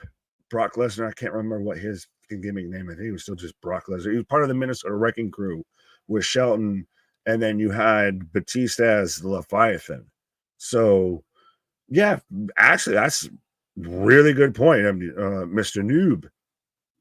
As I've got Saraya coming out, but we are underway with Javon Evans versus Randy Orton. So, folks, let me know who you're taking and try and predict what spot it is going to be that as we got the Samoa Joe walkaway, but what spot it's going to be that Javon Evans eats this RKO, because absolutely this is going to be goddamn highlight reel, I feel. Holy flotation device. Where were those during the Titanic? Get on the door, Jack. Hometown Unbroken. Unbroken. Why is Randy in NXT? Yeah, because it's in St. Louis. Evans wins for sure. I doubt that. As Javon Evans with the roll through, and I do think that this is still really cool and a big spotlight for you're having Javon Evans out there with a Randy Orton. Like if he gets the win, this is the 1-2-3 kid out there with Razor Ramon a little bit. If Javon was to get the win, this isn't supposed to be competitive, but I really like how they'll make it competitive. Actually, like John even said, Nick, this is a test for Javon. Will he pass or will he fail? I think he passes. I'm hoping he passes with flying colors, but I think we're at least above average here when it comes to this. Because, yeah, this is... I don't think that Randy's fully in that point in his career or anywhere near that he'd be the litmus test guy, but him coming down to NXT and him being in St. Louis, and he's, set up and chose to be against Javon, this is very much, a watershed moment, I'll say. Huge jumping drop kick there as Saraya rolls out. So we've got Nyla Rose Jamie Hayter and Willow all in the ring right now, and the winner takes on Mariah May for the AEW Women's World Championship at Wrestle Dream as I'm in commercial break on NXT. So, folks, let me know who you taking, who you got in this match, as Nyla Rose already just body slamming Willow here. I want to go Willow, but I feel like it realistically should be Jamie Hayter. Jamie Hayter should be one of those of I'm going back after the title that I never lost. And I know she feels a little bit and kind of looks a little bit at this point of like, well, we couldn't get Becky Lynch because we have Becky Lynch at home, and out pops Jamie Hayter. But Jamie Hayter never actually lost the AEW Women's World Championship. She lost it because she got stripped of it because of injury. So much like with Thunder Rosa, she should be one of those that I want to go back at what I truthfully never lost as crossbody on the Nyla after Willow counters her. So again, Soraya's just been standing on the outside of this, and is this a little bit of, I know it's supposed to be heel work, but it's kind of showing of just, you can't be in this match this much. You can pop in, for 5 minutes, and that's about it. As Harley Cameron just now choking out Jamie Hayter and all of that, as the refs distracted because Soraya came in. Bro, like, you look dead at her. You're looking at her touching a competitor that's in the match. I know it's a fucking fatal four-way, and because of the goddamn stupid laws of wrestling and everything, that somehow no disqualification. But yeah, so then grab a fucking chair. Why, like, at least throw her out of ringside or something. Like, you shouldn't fucking be here if you're gonna get involved. Like, I know this is nitpicky upon nitpicky a little bit with that, but it's like, there are still rules of wrestling. There are still laws that when you tune into wrestling, you expect of, that you would be able to understand, and the casual viewer would understand, as Nyla's taking everybody out, as Mariah May is on commentary. Mariah May versus Tiffany Stratton in a blonde off. I don't know. I'd like to see it. But I'm in picture on one show, and I'm in commercial break on the other. So I will remind everybody, as I see 113 people kicking it with us, as the TLD Rhino Keith Orton, not quite Randall Keith, as you would come back on that. Speaking of legends popping up, but 100%, I will remind everybody, we are the Wrestling for Life Network. We do this for anything and everything when it comes to pro wrestling, often imitated, never replicated, never duplicated. Why watch with the rest when you can watch with the best? I love it. And again, we're rolling. I will ask a question to everybody out there, and maybe this is just me causing more trouble than I need to. Did you find it a little odd that, not odd, but a little kind of predictable that Tony has the women's match in the main event of NXT spot? Like, you're going up against the main event. Well, I feel like it's like, I don't like how Tony books the women's division. So you have one women's match on this card tonight, or two if you count Emmy, which is kind of a foregone conclusion. But you have this fatal four-way, and it's going up against Randy and Javon, which is a hard sell, maybe. But what was he going to put against it? Like you said, right now all we've got left is Emmy versus Mercedes. Like, is that your true test? You're not going to do that to your friend. You're not going to set your friend up to fail with Mercedes versus Randy. Right. Protected. So that's why I said I felt like it was a little bit of a predictable move, right?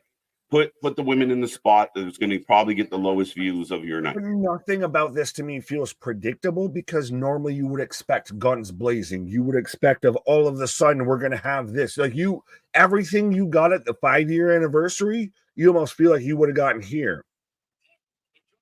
Yeah, okay. Yeah, to an extent. I see what you're saying for sure. I love this comment here. Love that Evans is getting the rub tonight. No Diddy, no baby oil. I like the way you rub it. No Diddy. No Diddy. Bag it up. Got to bag it up. As Javon taking the Randy bump on the table. And again, the table did not break. Is it because the man's so light he didn't register as a force on the table? Yeah, right. This man is all arms and legs. That's all he is. Head, shoulders, knees, and toes. Knees and toes. Yeah. And what I liked about the opening part of this match with Randy and Javon is Randy's showing off, I still got some jam in these legs. I can run the ropes with the best of them still. Right. Oh, well, Randy's moveset has still always evolved to this point to where he doesn't have to do super high spots. He can hit a drape over DDT, and it's vintage Randy Orton. Yeah. Well, it's like the backdrop on the table, vintage Randy Orton. The drape over DDT, vintage Randy Orton. The power slam, the snap. Yeah, the snap power slam and everything. Yeah. He's all vintage. This is an interesting thought. Do y'all think that Randy is trying to put Javon over because he treated how he treated a young Kofi Kingston? I just think that he's trying to make up for a lot, not just Kofi, but other young guys, giving a little love back. Right. He's now Uncle RKO, as Nick said earlier tonight.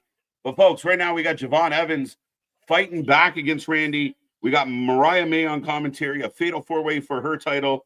I imagine, being that it was supposed to be Britt and Willow would be the favorite in this one. I saw Saraya avoiding wrestling altogether because she can't. Yeah, I think it's more because she can't. I'm still interested with it being potentially Jamie Hayter. But yeah, Randy Orton's right now, he's the Uncle Buck of pro wrestling because he don't give a fuck. Right. AEW just brings back people randomly and puts them in spots. Every time I see Javon go for like a springboard anything, I'm like, RKO. Yeah. There's the power slam. Two go.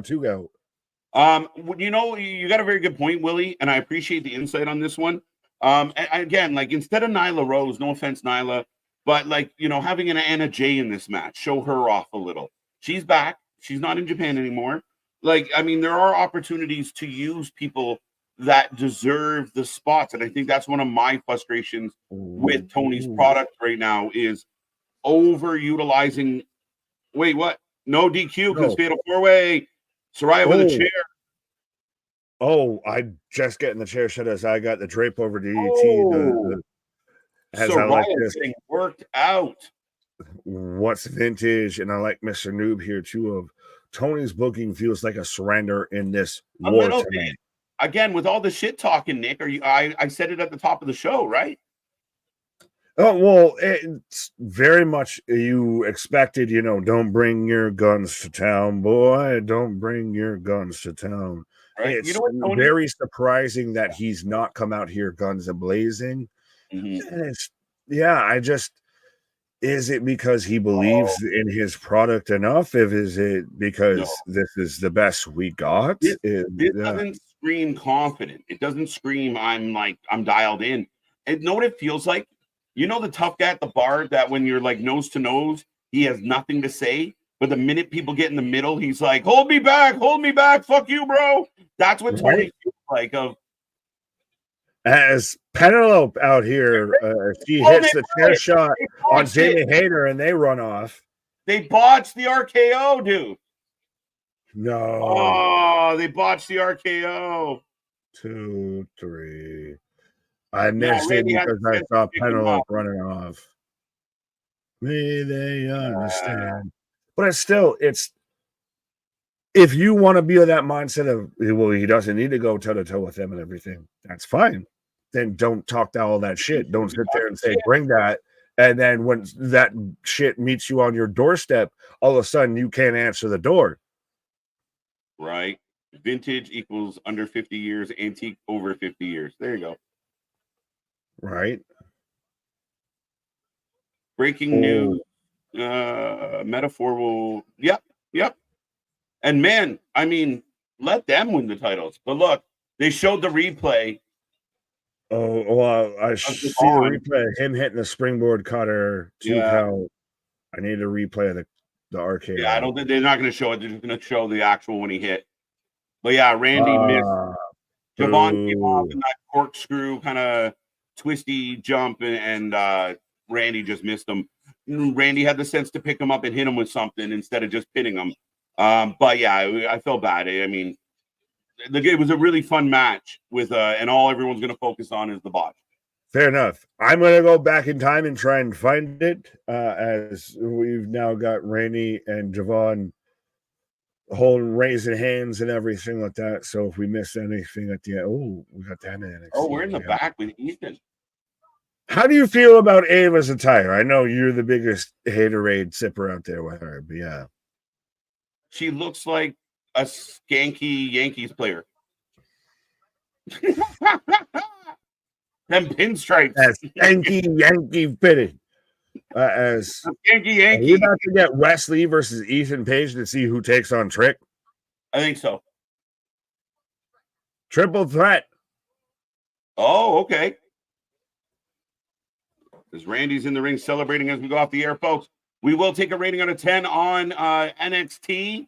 And Willow puts Soraya. I'll give Soraya credit. I gave her shit earlier. She's taking a whole lot of abuse tonight. Yeah, because And that's Willow why she's only going to work 3 minutes in the match. Why did Willow pin both ladies? That was unnecessary. Because just fuck you energy. Did Randy yell stupid? No, he just smiled. Oh, yeah. No, I just watched the replay. That was just a bit outside, to quote Bob Uecker. 100%. Ava is corny as they come. She is nowhere near believable. I don't like her. And I don't like that. We've established that. Yeah, no. And I do think, like, when we talk about, like, some of the flaws on NXT. Oh, wait. Mariah May smokes Willow. So we're up to 9 matches for Wrestle Dream. No. Yeah, I think we had 8 plus this one. No, this was before on this. So the Wrestle Dream card, and I'm even going to refresh the Wikipedia page, is as follows. Atlantis versus Brian Cage for the ROH Television Championship on the pre-show. Briscoe versus Jericho. Oh no, for the Ring of Honor World Championship. Yep. Darby versus Brody King. Jack Perry versus Shibata for the TNT Championship. Brian Keith should have taken on Mark Briscoe any more than this fucking. As we got the learning tree on TV, of course, Jericho goes right at the top of the hour when NXT is over. Jericho shows up. There was more matches. There's the Young Bucks are fighting and defending. No, I was stopping because of the learning tree, but yeah, Jack Perry versus Shibata, Ospreay, Ricochet, Takeshita for the International Championship. 6. The Bucks versus Private Party for 7. the World Tag Team Championships. No, that's 6. Mariah May versus now Willow. So there's your 7 for the Women's Championship. And then Danielson versus Moxley for the World Championship. So 8. there's your 8. And there's one more, I think. Would you like to name it, or are we playing guess? I'm trying to, do this on the fly. But yeah. Oh, sorry, I was off by 1. If that's it, but that would be 8 or 9 matches. I believe they're setting up a 9th, so we're starting to fill up this card quick. Well, right now Jericho out here confronting Rocky Romero. Rocky Romero, who's like an honorary member of the conglomeration as of 2 weeks ago. I agree, Misfit. They were going big. We knew they were going to go with the poster shot. They just missed it. I'm sure Javon's in the back hating himself, and Randy's patting him on the back, telling him it's okay. But yeah, it just... Get him next time, kid. There ain't ever going to be a next time. Willow won. Yes, she did. Yankee Candle? How come no DMD? DMD is under the weather and trapped in Florida. Apparently. But you could have had Brian Keith versus Mark Briscoe. You could have had Big Bill. You could have had W. Morrissey versus Mark Briscoe. And it would have fit better and made more sense. It probably been an arguably better match. Adam Page might be the other match being added to Wrestle Dream. Oh, fair enough. Well, as I'm getting Switchblade coming out right now. So yeah. He looks like Dwayne in a dress.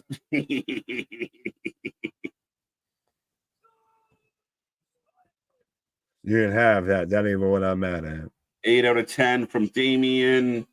But yeah, so we will remind everybody as we did go off the air with NXT numero deuce on CW. So let us know your ratings for NXT out of 10. How you feeling? How you feeling?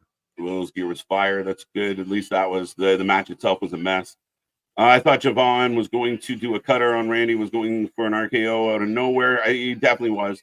7.5 out of 10 for SmackDown. What? Did you time travel, Anthony?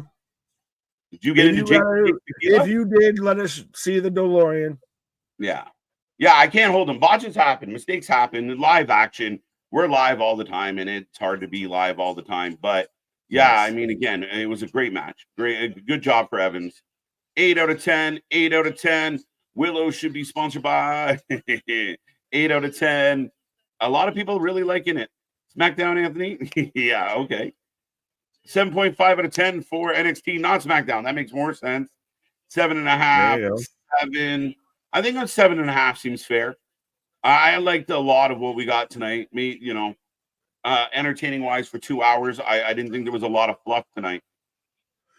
I'm with you with a 7.5, maybe a 7, but yeah, in that category, should we settle on 7.25? But yeah, I could probably go with a 7.5 here.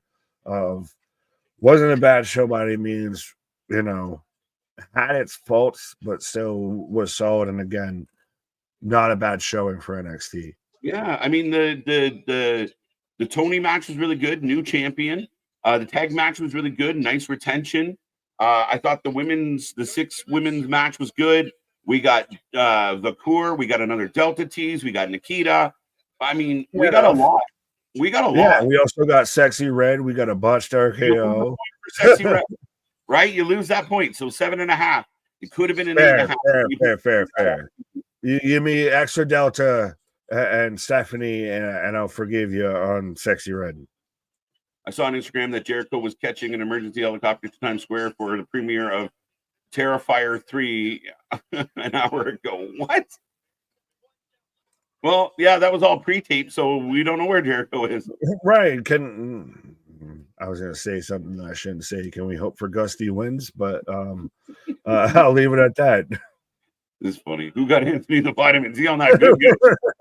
SmackDown was great. We fully converted Anthony. We've turned him into a degenerate. He's out there of X-Pac hanging out with Triple H and HBK now. He's a full degenerate of. He didn't like CM Punk before. He wasn't on the vitamins before. Now he's out there with the vitamins. He's out there a fan of CM Punk. All that. He's changing tides here. Yeah. 9 out of 10. Jay White. Yes, Jay White is taking on nobody. Jay White versus Jobber. Yeah, no, he's just jobbing her. 8 out of 10. 8 out of 10. 0, no Trish. Listen, we got a lot of other Trish options. I agree. No Soul Ruka, you lose a point. 10 out of 10. I love me a beach girl. 10 out of 10. I can't hate on. What's that?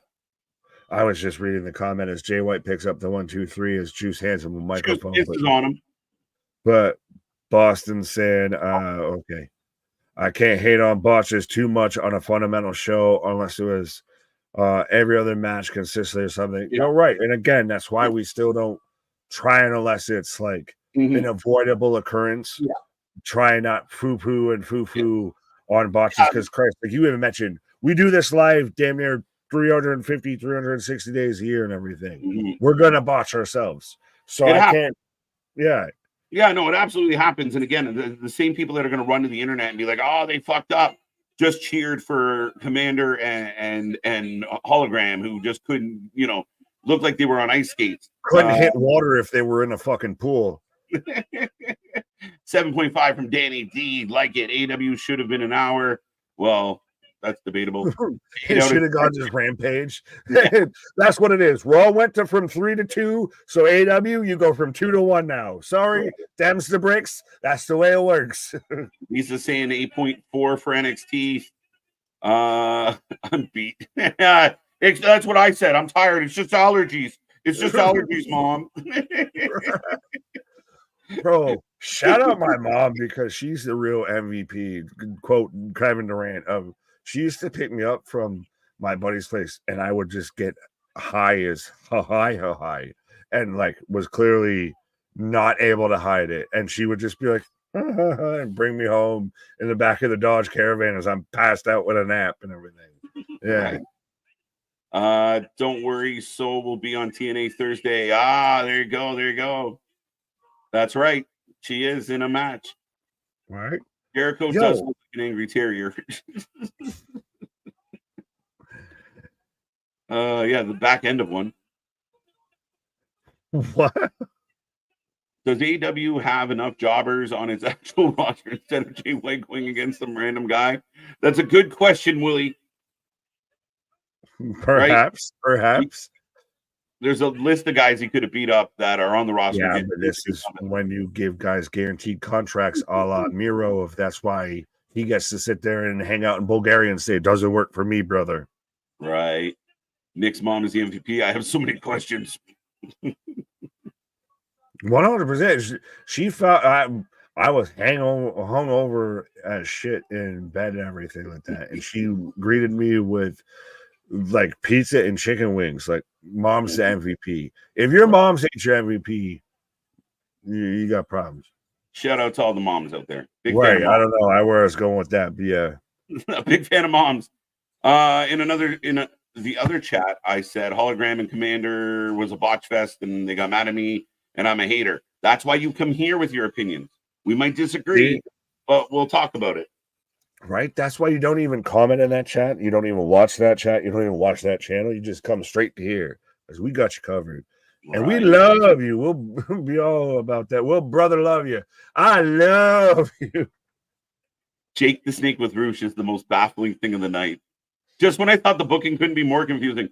As we got Hook, who wants to know who beat up his daddy. From moms to dads, we go. Right.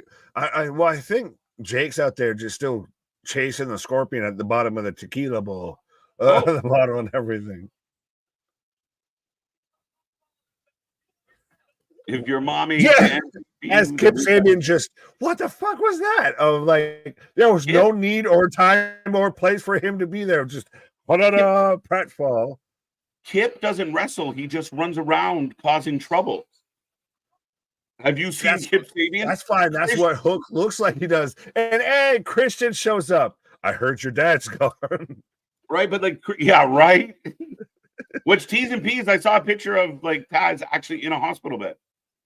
Yeah, well, no, they wrote him off so he can get knee surgery or whatever the fuck. Yeah.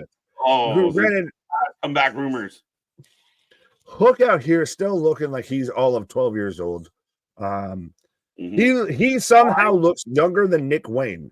Right? Why is Christian Cage in some type of weird storyline with Kip Sabian?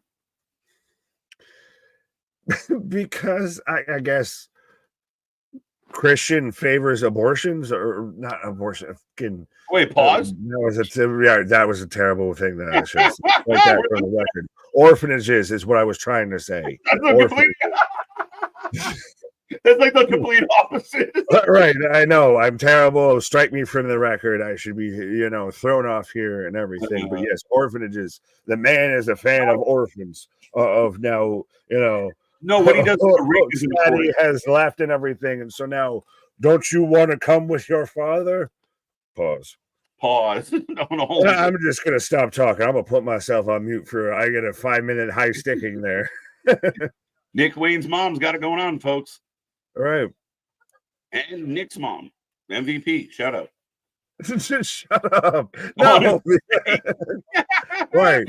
Look, MDB, like, it's okay. Botches happen. It's okay. We can talk through this. Like I said, I'm getting 2 minutes for high sticking. Nick, no more vitamins for you. Listen, he wasn't that far off because Jericho's given us several abortions in the ring over the last little bit. So he's not that wrong. Hook isn't really Taz's biological son. That can't be true. What? Who's saying that? Who's spreading lies? I had to come out of the penalty box for that. Yeah. Wow, NXT and AEW on the same day. Mega. Better late than never. But yes, we are down to just Dynamite, folks, as we have about, holy shit, 45 minutes 45 minutes. All right. You need to I think I'm into. All right. Nick Way's mom is the double D MVP. Things are going off the rails here at the channel, folks. This is what happens when you put both shows together. We've got, like I said, we've got, a Tussle Tuesday instead of a Wednesday night war out here. Yeah, Damien saying I'm surprised KJ has been or hasn't been watching hockey in the background. I only have 2 eyeballs. I got to watch y'all. I got to watch 2 wrestling shows. How am I fitting wrestling hockey into any of this? I was going to say, you don't know what he's really been watching. Right. Winter hibernation is necessary. Yeah, for Jericho. Just early retirement. Well, at this point, it's not even early. Just retirement is necessary for Jericho. Yeah. Yes, Mr. Noob. Christian is the I got to sign this contract holder. The money in who gives a shit contract holder. He can't cash in because Kip stole his pen. That's why he's looking for Kip.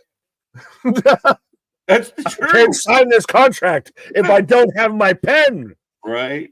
That's where we read in the chat of like, oh, I can't believe this NXT is so childish. And then the guy ran away with a pen, so the guy can't cash in for his title shot. Bitch, I'll give you a bic, motherfucker. Click, click. Are you good? What happened to a pencil? Is the number 2 not good enough for you? Right. This feels like Rampagia Friday. Yeah, a wee bit. A little bit. Who's winning the Tuesday Night War so far? I mean, we're only halfway or just past halfway. Oh, wait, we got Willow beating up Mariah even more. I like this. Willow and Mariah is good.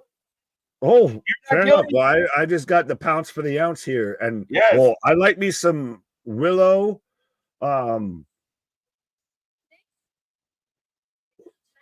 Willow's so good with this. Like I'm respectfully, and I like Mariah May. Once she beat Tony, and once that story ended, so did any sort of give a fuck a little bit with her a bit. So I don't mind, and I would not mind, and I almost want to predict that Willow beats her. Well, I thought the natural transition was going to be Mina. Like Mina would have an issue with Mariah cheating.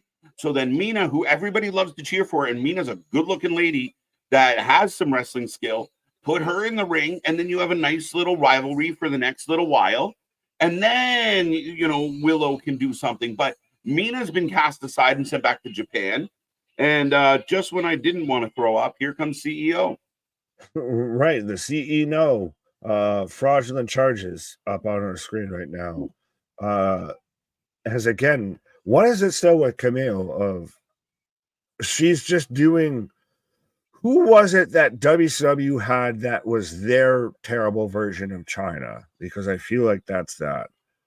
Camille could be so much better. The problem with what they did with Camille, like we're about to see the Delta come in, and we've seen others like Raquel Rodriguez returns at Bad Blood, but you don't have like Camille's spent more time running away instead of imposing, like kicking people in the head on behalf of Sasha. Right? Like Sasha won at the pay-per-view clean. Didn't need Camille. So why is she there? Right? Like Trips used China, even though he was in a match. China was a factor. Camille's been a non-factor. Speaking of non-factors, here comes Emmy. Right. Well, and everyone letting me know it was Asia, because of course Eric Bischoff with the cheap, fucking knockoff there. But yeah, it's 100% of Camille should be your head. Like, even if Triple H still won the match, China would still come out and hit a low blow or something like that. Yeah. Hit a DDT, what have you. Yeah. Or grab a foot, just like, an Irish whip. Be a distraction. Yeah. Jump up on the ring. Like, be a factor. Why are, like, so many of the wrestlers in this company just have friends hanging out at ringside that have no impact on the match? The only way that Camille is an actual factor in any sort of Mercedes Moné match at this point is just because of the threat. Like, meanwhile, but that's waiting because she hasn't done anything. Yeah. Like, CEO, yes, Damien's pumped. Sasha and Emmy kicking it off. I guess I'll throw a poll up, folks. As we've got both titles on the line, folks. So, unlike, Danielson and Okada, one title isn't on the line just for the first 20 minutes, and then after the 20 minutes, another title's on the line, and all of this fuckery. But instead, we've got both titles on the line. So if you didn't think that Mercedes was going to, win this match before, I think having both titles on the line clearly solidifies it. Well, does this mean that we potentially get CE No as having 2 titles? Or She 3? has 2 Whatever the titles. fuck. Then 3? She just the What belt. third? Well, if she beats Emmy, does she get the belt? What? So Sasha Mercedes has the New Japan Strong Women's Championship and the TBS title. Yeah. Emmy has no titles. I thought it was There is nothing to be gained here. Are you sure? Yes. Okay. I don't know. It was Title Tuesday. I thought this was title versus title. No, this is both titles on the line of Emmy's either winning both titles or she's winning no titles. Oh, that's what it is. She's winning 2 titles. That's stupid. Yes. Yes. Well, so is the match, but yes. Hogan, Mercedes Hogan, brother. Yeah, it doesn't work for me, brother. Camille Mercedes equals Liv and Raquel. Believe it or not, cookie cutter is a thing in pro. I agree. It's the Diesel, Shawn Michaels. It's just about how it's being presented and the validity that you give. So Raquel and Liv feel like a really squirmy heel that everybody wants to see get beat up and a bodyguard. Sasha, again, like, you got to make us feel that. And you're not wrong. Like, we've seen this story, like Ricky Starks and Big Bill, same, vein. But you have to present it in a way that becomes believable. The premise is the same. The execution is different. You can call the same play, but you don't run it the same. Right? How did AEW make me not care about Mercedes Moné? They put her in matches with Emi Sakura and others. Because it's Mercedes Moné. Sorry, just not sorry. Oh, nice backbreaker by Emmy, though. I got an arm drag, but where was it? Oh, Lisa saying, was Khan pulling names from a hat when he booked this? Emmy, you haven't been here in a minute. Let's put you on there. Right. Like, why does Title Tuesday, your go-home show for Wrestle Dream, feel like more Battle of the Belts? Well, I mean, again, and if you look at the card, again, for people that think it's just hate, no. What if Jamie Hayter, instead of being in a fatal 4-way, you turn that into a triple threat, and Jamie Hayter fights Sasha or someone else? Like, again, like Jamie Hayter's a former champion who everybody was jazzed, including you, really jazzed about her coming back. You brought her back on a pre-show and just bury her at every turn. Well, that's why I thought she was at least a contender, a challenger in the last match we had with the Fatals 4-way and everything, or should have been, because she was very much. She needed to go that Thunder Rosa route that she never even went of. I never lost this title. This title was taken from me, so I'm back here to reclaim what I never lost. I'm back here to reclaim the throne I never vacated. But instead, she's out there with Saraya and Carly Hamrin and all of that, because fucking hell. And then Saraya's in the Fatal 4-way. That's what I'm just. It's mind numbing because it's one thing of the stories are right there. Like, you can see them literally pass you by, and you're like, oh, well, I guess that's gone now because we've just fucked that off. Mm-hmm. Damien, you know what? It is. I mean, you look at some of the people that have debuted in WWE recently, they feel like superstars. Even the Tongan, even Jacob, like, they feel legitimate. Julia feels like a superstar. Stephanie looked great tonight. If you don't book people like superstars, we don't believe in them. We're not excited about them. If they tell us they're great, but they don't show us greatness, then we don't care. But it's still, you can't tell me that Mercedes doesn't have at least a little bit of leverage when it comes to what she wants to do. He has creative control, is from what I understand now. And they brought in Pepper Potts. You can't blame this on Tony. This is she respectfully, in my opinion, in my personal opinion, she thinks much higher of herself than is valid. Yeah. She thinks she is the second coming of wrestling Christ, and it's nowhere near that. Right.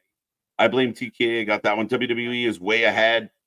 Maddie, right now WWE is on the is taking a lead in the marathon that is wrestling.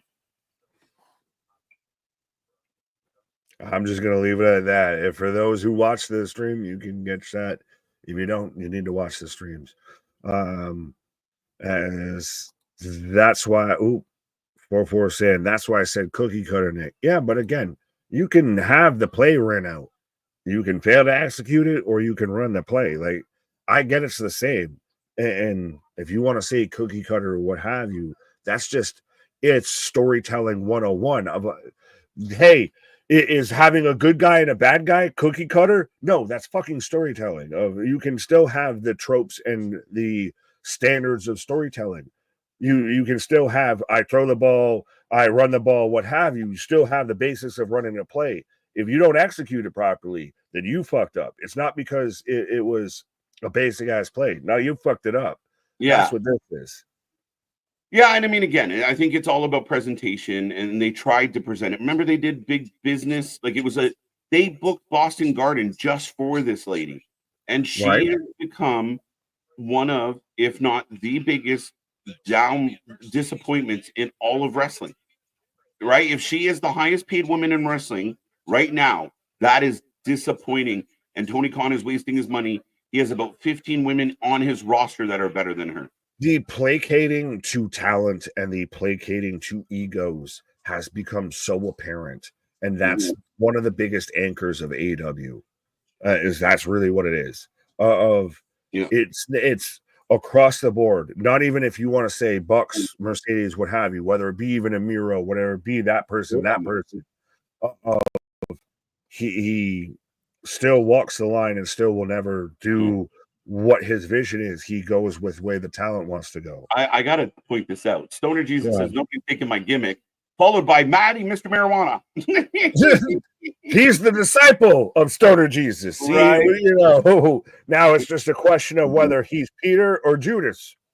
And Maddie joins us from Western Australia. So we have several people that join us from your neck of the woods, Maddie. So hopefully your Wednesday is going well.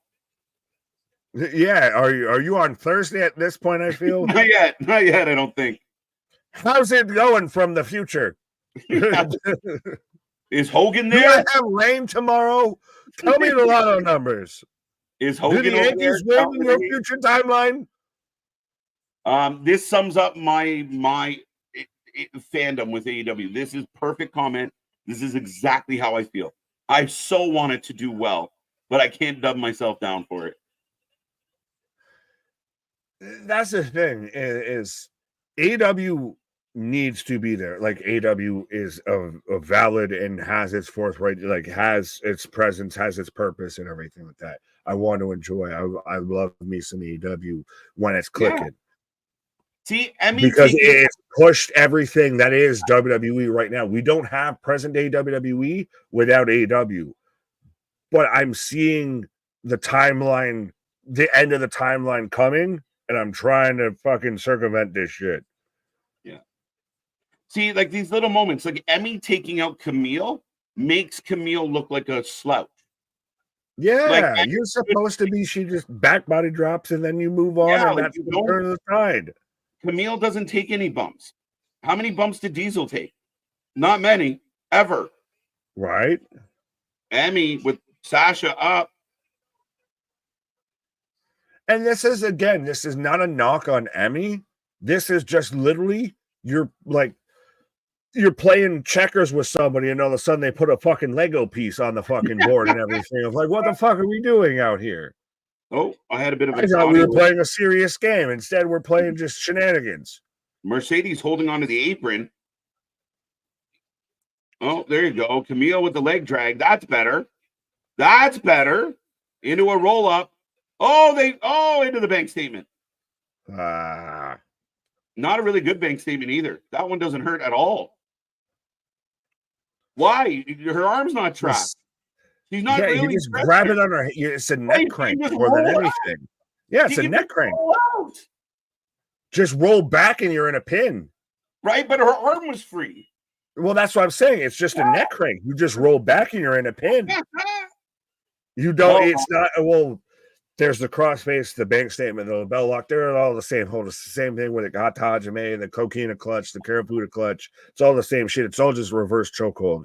That's all just a crossface. Yeah. If everyone sat there and just backslid in, like rolled backwards at all, it's a pin at that point because the arm's not hooked. Oh, wait a minute. Here comes Stat.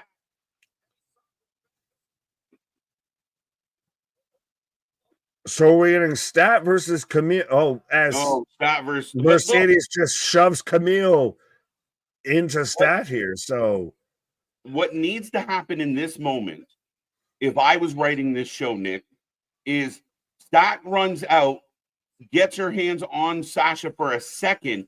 Camille's the X factor, and then they roll out. But instead, Camille got beat up by Emmy and got beat up by Stat tonight. How is she a good bodyguard? The focus of the feud right now with this is Camille and Stat. It's Mercedes feels like an afterthought. It should be Stat, like you said, it should be Stat going after Mercedes, and then Camille is the one who gets in the way of you got to go through me to get through her and everything like that. Yeah. You're doing the whole bodyguard shit in reverse. Yeah, as Stokely is trying to recruit Private Party.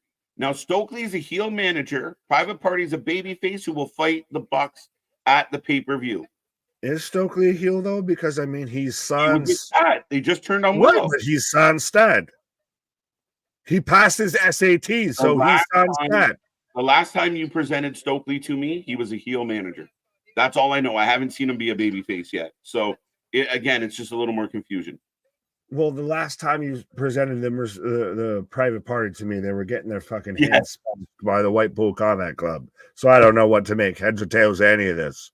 Right. Camille's fine as a stooge under Tony Khan's booking. Yeah, I just think that Camille brings more to the table than we're seeing. Yeah, but that's the thing, is she shouldn't be a stooge.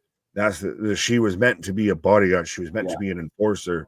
She was meant to be, like you said, all your Diesel, all your Solos, all your Jacobs, all of that. You're enforcer, you're bodyguard. You're heavy in that situation, not a stooge. Yeah. The best part of this match was, I mean, that says a lot. We were all ignoring the Young Bucks mugged Baptiza and stole his necklace last week. Who? Dave Bautista was on Dynamite? Yeah, what? Drax was on fucking Dynamite? When? So there you go. Yeah, Australia's on the bucket list. I got to see that place up close and personal. Well, get a DeLorean up to 88 miles an hour in a fucking thunderstorm. I don't know where you're going to find a flux capacitor, but you do. That was a heel, Anthony. That beat up Willow, and then 3 weeks later started trying to fight Sasha. So again, like Dave Meltzer says in all his stupidity, you can have situational heels and baby faces, which brings no validity. Everybody on the roster turns like the Big Show. Everybody.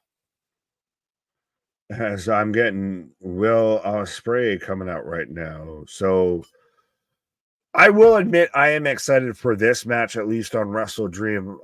I'm hoping that Danielson and Moxley is decent, but Ospreay versus Ricochet versus Takeshita is either going to be fantastic or it's going to be a chaotic nightmare. Like it's one of those two. I'm looking forward to this match more than any other match that's been announced so far. It should cook. It should absolutely cook. Last week, Anthony. So, again, you got to make decisions and people got to be true to their characters. It's a problem. It's a fucking problem.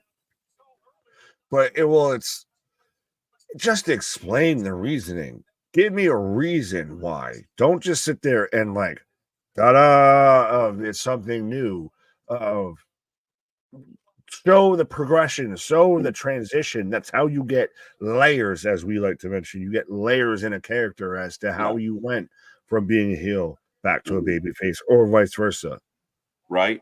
And I think here the question from Lisa is really good. Why is the lineup for every AEW pay-per-view getting worse in build-up? I think it's because Tony Khan books himself into a corner. And I think the issue is you got to remember, he did All In. 2 weeks later, did All Out. 2 weeks later, did Grand Slam. At the same time, he's apparently working for the Jacksonville Jaguars. Their season just kicked off, even though they don't know it. They're trash. Yeah. They don't know that the NFL season started. And they're then still preseason. Right. And then he turns around. Now he's got Wrestle Dream right away. Like, there's so much that he's doing that there's no proper runway for any of this shit. I really question, though, if Tony's only focus was AEW, would it change? Would there be a difference? Would there be a noticeable tick up either way? Yeah. If Tony was just AEW? Yeah, I think if there was someone else, again, I mean, it seems basics. Simple basics. Anthony, you don't go anywhere. You get back here. It was not. I've got Don Callis the Phallus out here. Callis being involved with Ospreay hurts Ospreay. Oh, as Ospreay said, no.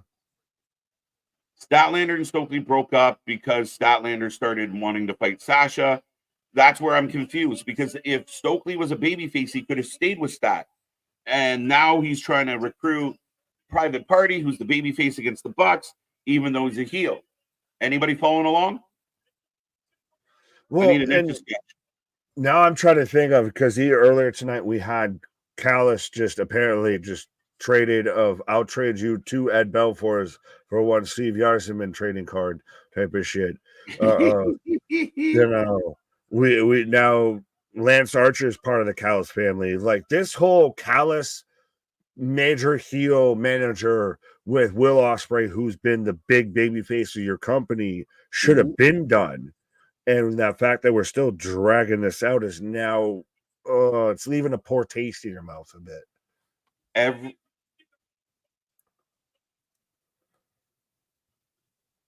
You are waffling on. Waffling on means fuck off, right?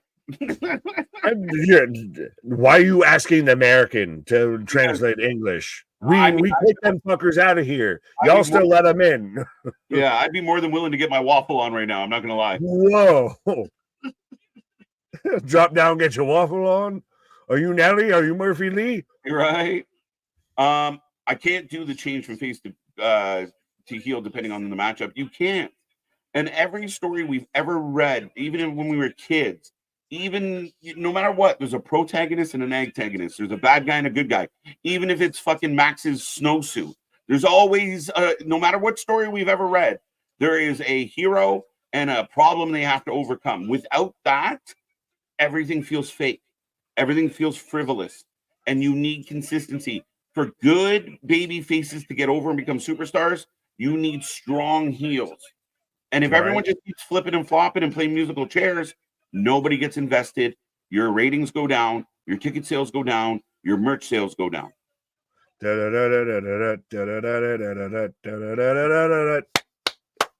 Well, good choice. The Callis and Tony S is the worst interview in pro wrestling. He is. I want to know why Tony Schiavone has not been relevant since That'll Put Asses in Seats. Tony, yeah, he wasn't, like, people remember him fondly because we look back with those rose-colored glasses. But I mean, Schiavone was always kind of useless, and AEW's exposed him in such a bad way.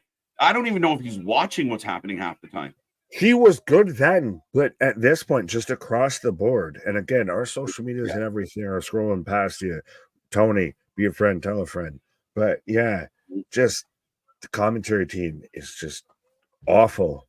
It's the dumpster. The commentary team for AEW is the dumpster that Chelsea Green took a powerbomb into on SmackDown. Yeah, don't do long-term booking just week to week. And that's a problem. Here's a perfect example. No matter whether we like it or not, and I've been a little critical, Crown Jewel, Gunther's going to fight Cody. What happened last night on Raw?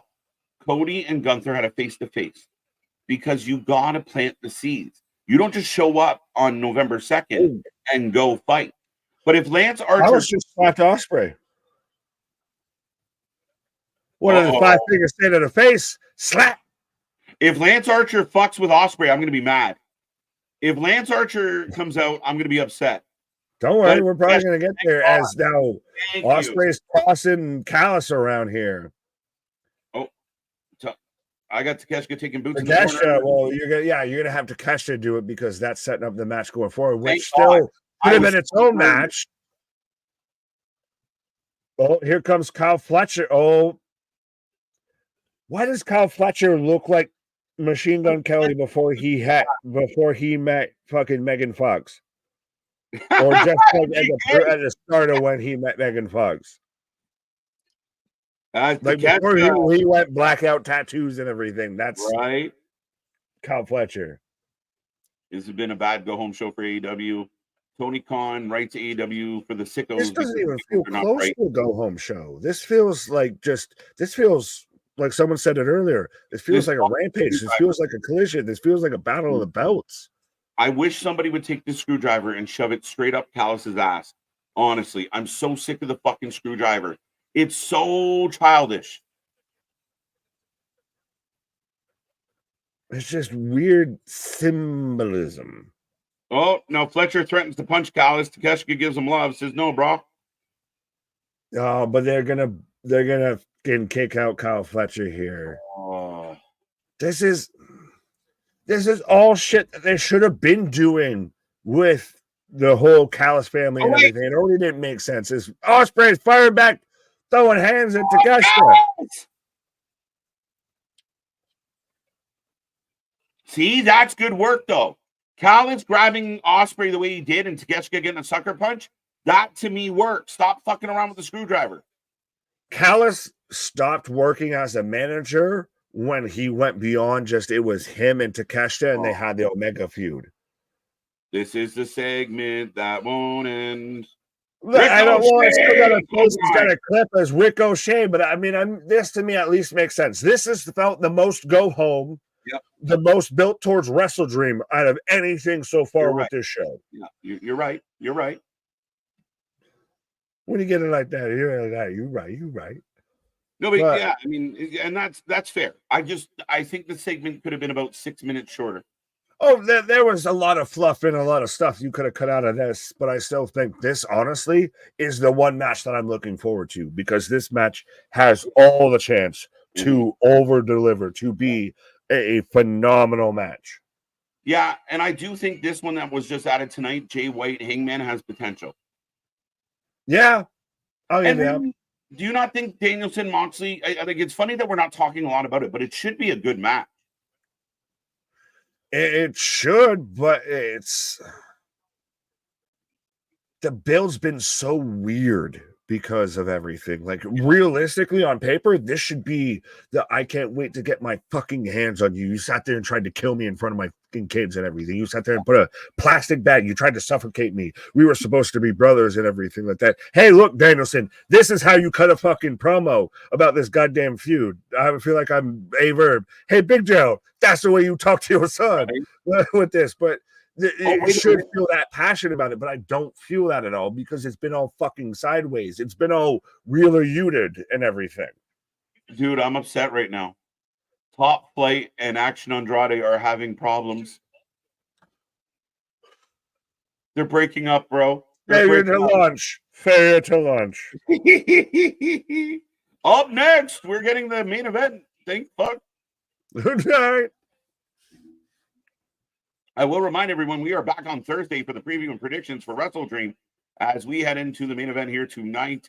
Don't forget, be a friend, tell a friend. Make sure you be a part of the fun, be a part of the Wrestling Utopia. Again, we still see triple digits in this chat. We are cooking. There's channels out there that have been doing this a lot longer than we have, and we're on their heels, folks. We appreciate all the love, all the support, and all the fun banter. Wouldn't do it any other way. So we are about to get the main event of this one. But yes, Thursday we are going to run through our card, talk about the pros and cons and what we think could happen. And Saturday we will be here live for Wrestle Dream. Right. Yeah, so we've already run through. So we're down to 2/3 versus 1/3 to make 3/3 here. Which again, still, why did you put the trios belts on the faction that's about to break up? And I get, well, it helps build to the conflict. No, I don't give a fuck now about the trios belts. They feel indifferent with this. Of this should be more of, and you mentioned of Yuta ends up turning on, Danielson, and Danielson's ends up like staying of everybody turns on him. I think Yuta stays with that. I think Yuta's, What do they do with the trios belt? Do they force him into a trios match, or do they vacate? Vacate, or just how Bro, about they brought back the ratings, and then all of a sudden they just disappeared. They do the same run in every week in the women's division. The same shit. Here's $5. I can take this shit no more. I'm done. All right. Oh, you didn't have to give us $5 to leave, but we do appreciate you, my guy. Oh, right. Tony S is the worst interviewer. Got that one. We're catching up, folks. Tony S is good. Nah, he sucks. Sorry, Lisa. He's a cheerleader. Well, at this point, he's Renee Moxley good. He's Renee Paquette. He's Renee Young. Remember when she was on Raw commentary, and the most she contributed was hey, oh, whoa. And that's not a knock on Renee, but that's the most they let her do, and that's the most Tony Schiavone does. It's just, oh, look out, guys. Mm-hmm. Yeah, the only thing that I think that I find more of a turnoff on commentary than Tony is Excalibur. Excalibur has look perfect timing, dope dubs. Again, this isn't AEW hate. It's like, man, you have fucking Riccaboni. Use him. Yeah, Nigel was a free agent up until recently. Well, Nigel's still on the roster. He's just out there pretending he's a wrestler again. Right? Or go get Mato. I know Mato's doing some stuff. Yeah, well, your buddy there, Scott D'Amore, got him. True. Willow versus Mariah and the international title are the most interesting things on Wrestle Dream. Willow, I'm kind of with you. I do think Adam Page and Jay White can surprise us, even though, a 1 week build is not great for a storyline. Right. I take it back. There you go. Paul's got it. You're not getting your $5 back, though. I'll take Dirty Tom over MJF. Well, one's not on the show at all, but let's let it go, bro. This show sucks. You're about to make me go and take a pause. I was already contemplating it. I might need a smoke break here, but yeah, you about to, if you're going to throw out Dom Mysterio is better than MJF, are you really about to send me a nuts? Right. Rest in peace, Aaron Carter. I don't know where that came from. Did Aaron Carter die today? Fletcher is ditching Callis. Good. Everybody should ditch Callis. The Callis should be with the Young Bucks. If they have just be an asshole with the Bucks. You get booed. The Bucks don't. They need heat. They can't make any on their own. Just be the authority. Just be the authority. Just go that full way with it again. If you're going to go with a story, go full board. Don't tiptoe. That's the thing. You don't get if you're going to go, don't do it and get cold feet. Yo, we're getting final countdown. There's 200 grand just gone. We're just gonna throw away that. Well, it's because we're in Washington, but you're gonna just 200,000 right there. There you go for a Dynamite. It's 10:48 on a Tuesday. I'm not complaining. I love it. Well, I'm a sucker for. But yeah, do you think we're eventually gonna get a Fletcher Osprey feud? Because I feel like that's inevitable. I don't think so. Really? Well, when they worked together, they were good and it made sense. Now Fletcher's torn, but I think the money is Takeshita and Osprey. Yeah. And the money is Takeshita. Well, the money's on all three of those men in that match right there. That's your star power. That's what you build around going forward. If it were me, man, Fletcher's a guy. Like if you were telling me like Fletcher was going to fight Mark Briscoe, I could get behind that. I could think about it. But like Fletcher, the fans are actually cheering for. And when I say Tony Khan reminds me of Vince McMahon, it's because it's like Tony doesn't listen. He says, "I write for the sickos." Well, the people in the building are cheering for people that you're booking as heels. They're booing people that you're booking as baby faces. Just listen to your audience. Right.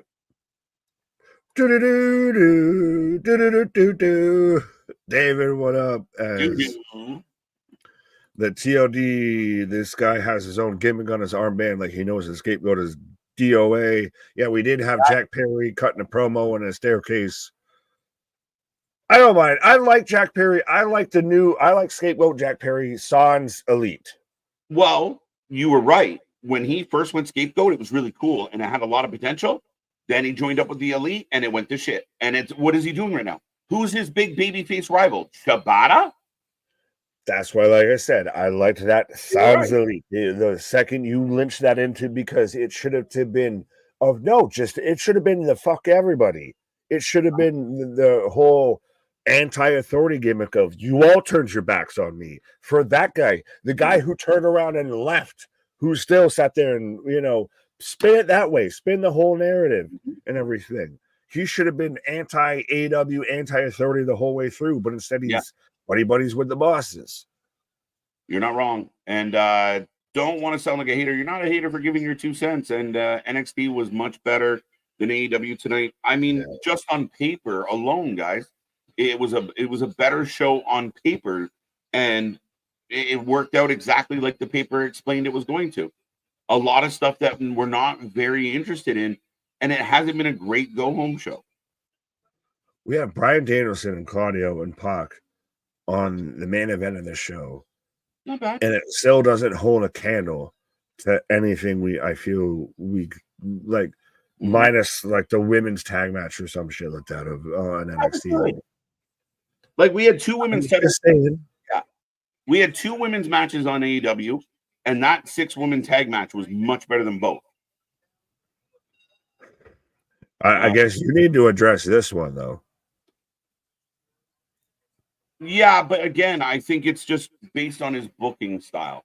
He right now, and again, it's not about his longevity. And part of the problem is, like Vince, Tony doesn't want to listen to smart people. Tony doesn't want to. You got Bully Ray offering to write his show for free. That's the issue. Is Tony writes for Tony? That's very VKM. That's very. I don't care what the fans want. I'm gonna write what I think. I'm gonna destroy guys like Kofi and Danielson so I can have another Goldberg run or a Brock run like that. That's what I'm saying. And again, he's more like Vince McMahon than Triple H is. But to me, it's which is it? Is he in his infancy? And then, so then you should be able to respond to critiques and criticisms and the conversations and discussions. Or is he got it all figured out and he's playing 4D chess and we're all here playing 3D and everything, and we just don't get it? Which is it? You can't have both. Pick one. You're right. Takeshita would be great in WWE. He's actually hinted in a couple articles. Now, it was kind of shot down a little bit, but he's been disgruntled with some of his booking and the lack of movement in his booking, and we don't blame you. Blame him. Right. I'm a sucker for Takeshita here. So I got a tag in a Yuta as nice dropkick. Right. Reunite. They kind of did this. Remember, they put the United Empire on the Tron a couple weeks ago, and they were like, "Oh yeah." They had those two. They had Ospreay and Fletcher take on the Bucks. Mark Davis is just out on injury, so you can't really throw it together. Charles actually agree with this. I wish the Righteous came to WWE, KJ and Nick. They'd be perfect with Howdy. That was the original plan. Is it was going to be the Righteous. It was going to be Vincent and Dutch with Bray, and that would have been phenomenal. Versus you forget they're signed at this point. Yeah, the Righteous, Eric Young, Bray Wyatt. I don't even care who the other 5th member was supposed to be. Those 4 names alone would have been murder. That's just, and all the creativity that would have stemmed from all of that is just such a wrestling what if. Like if you could go back and find an alternate timeline to where that happens, I just want to see how that would play out. Yeah. Yuta turns on Danielson tonight. I'm afraid that might be the case, but I hope not. I mean, again, it's just weird. I think not, but I could be wrong. I'm normally wrong, I feel, at this point. No, not true. Yuta has been hitting the gym lately. Looks like he could break a few twigs now. He's up to a whopping 140 pounds, folks, with boots on. Seth Moore just got Kushida on Maple Leaf. Every 5 minutes, they're announcing someone new. It's crazy. It's all on Border Patrol, my guy. It's how fast do they clear customs? Man, again, it's a 2-night event, but they're locking everybody up. TNA might not be a company next year. It might just be Maple Leaf Pro. Right? I'm here for it. It's a fair comparable. Well, it depends on if you want to look at it booking wise versus personality. Like there's nuances, I guess, but yeah. There's no more grace for Tony Khan. It's been 5 years. Ain't no way your booking should actually be getting worse every week. It does feel like it's declining. There's a lot of things declining. Like however you want to shape it, however you want to look at it. If you love the booking, cool, the attendance ain't there. Cool, you love this, you love that, cool, but the ratings ain't there. Again, you got the TV deal, great. But that does not fix all the issues. And again, I understand there's still 5 years in it, what have you. But 5 years in and you're throwing stones at the gods and everything like that. Find your lane, fix your shit, or what have you. Cesaro catches Danielson. I would have Moxley on commentary for this. Wow, we got a neutralizer. So fucking badass. I can't wait till he fucking bleeds. Daniel says he's a real papa. Like, Moxley's not a commentary guy. Yeah. Athena will be at the show. He announced 2 other names. One's a Canadian wrestling star, a young lady who's up and coming. Would you like to name her? Or you don't remember? Fans are bashing Javon. Know what I love? And again, take this with a grain of salt. But poor Javon misses that spot, and you feel bad for the kid. And people around him, like Randy, are going to say ignore social media. But guys that have never, couldn't roll off the couch are going to tell Javon how shit he is. I love it. Poor bastard. 100%. And still, I get it. And with something like that, I know we'll call it out every now and then, but something like that, you can't control it, Christ. We botch enough as it is, but a series of botches or a pattern of botches is one thing. Mistakes happen. Yeah, one thing that goes wrong in that match of you spin, you zigged instead of zagged when it came to that moment and everything like that. What are Meltzer's ratings excuses for tomorrow? Well, NXT was going head to head, so of course that's clearly why the fucking ratings were down. Yeah, not they moved it to a Tuesday at 9 o'clock. I can already write out the Meltzer tweet of what the excuses are, and the show's not even done yet. Yeah. The Righteous were WWE bound. They actually showed the Righteous on NXT to which got me and Nick like, holy shit. And they were in the audience. Like they were like, oh, look at who these guys are. But it never came to fruition. And then when Bray kind of went, the way Bray did, they just ended up signing with AEW. They actually signed with Ring of Honor, I believe, first. Yeah, they showed him on an NXT, I believe. Yeah, sitting in the crowd, and they kind of called them, like made a call out of like, oh, but it's unfortunate. Charles saying Tony treats his roster like action figures, and they just fight whoever, whenever. If he could trust a writer, they could give better stories. Yeah, Hey, Tony, we'll work for just, a ham sandwich and a pack of Marlboros, my guy. At this point. Like, we don't, I'll work for free for 6 months. Just leave me alone and let me do my thing. Right. We'll do it for 6 months. And if it's somehow worse, which I'd fucking doubt, but if it's somehow worse in 6 months, then fire me. Yeah, and it can't be worse. And I think that's me as when I watch a movie or I watch something or I hear a song, the best that do it, you hear it and go, man, I wish I could do that. But when they do it poorly and you're like, well, I could make this story better than this, that's where you start losing the excitement about what you're watching, right? Like there should be as much as we might complain about these particular Dynamites lately, we're offering like, well, I would have done this. I would do that. I'd get rid of the screwdriver. I would make heels and baby faces. I would have an angle. Like, those are the little things that anybody could do. I ain't paying tickets for a concert when I can go to a karaoke bar and see better fucking song singing. Facts. Nailed it. That's really what it is. Well, that's the thing is, it's fantastic that they got the TV deal. Again, want nothing but success in the world for AEW because 100% the WWE we have now, the wrestling landscape isn't where it is and where it is if it's not for AEW. But it's one of those I'm seeing withering, I'm seeing rot, I'm seeing shit dying off here. And I don't want that. I am trying to prune the bullshit here. On water, Nick. Right, the boat's taking off water, and I'm trying to be the fucking captain here on Titanic. I got to look at Tony and say, "No, bitch, we can both fit on this door. Right. Move your ass over." And the tribalists or the orchestra just sitting there, like, like no. But I mean, again, at the end of the day, we like. As much as I've kind of been a little critical of him bringing in the WWE guys, I'm fine at the end of the day if it turns into money. But Soraya failed. Others have failed. We watch Monet kind of fail now. So I hope the Hurt Business come in and they have enough flex that they can make something cool. But I'm a little nervous. Even Ricochet. They did this. Sorry, they did this before and made it work. They brought in WWE guys before and made it work. Moxie and now that shit's just red. That's gone past its prime. Yeah.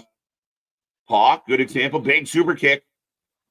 Well, Danielson was an example. Adam Cole was. And now at this point, that you rode that curtail so long that the shit's now dried up and stale up and everything. Yeah, a little bit. And again, it's like, I would much rather just talk about all the fun stuff and all the cool stuff that's happening. Like, it's just I see so much talent. And when people say, wow, AEW's roster is stacked, they're not wrong. It's just nobody's doing shit that matters. 100%. Trust me, you try and play 2K24 and try and have enough save files to basically have to put the whole, AEW roster and everything in there because fucking Fight Forever is a piece of trash game and all that. It gets hard because there's so many people you want to play with and everything. That sounded awkward. No, that did sound awkward. Yeah. Hey, Tony, I hate the things you do. Hey, Tony. If I could, I wouldn't be you. You're not great.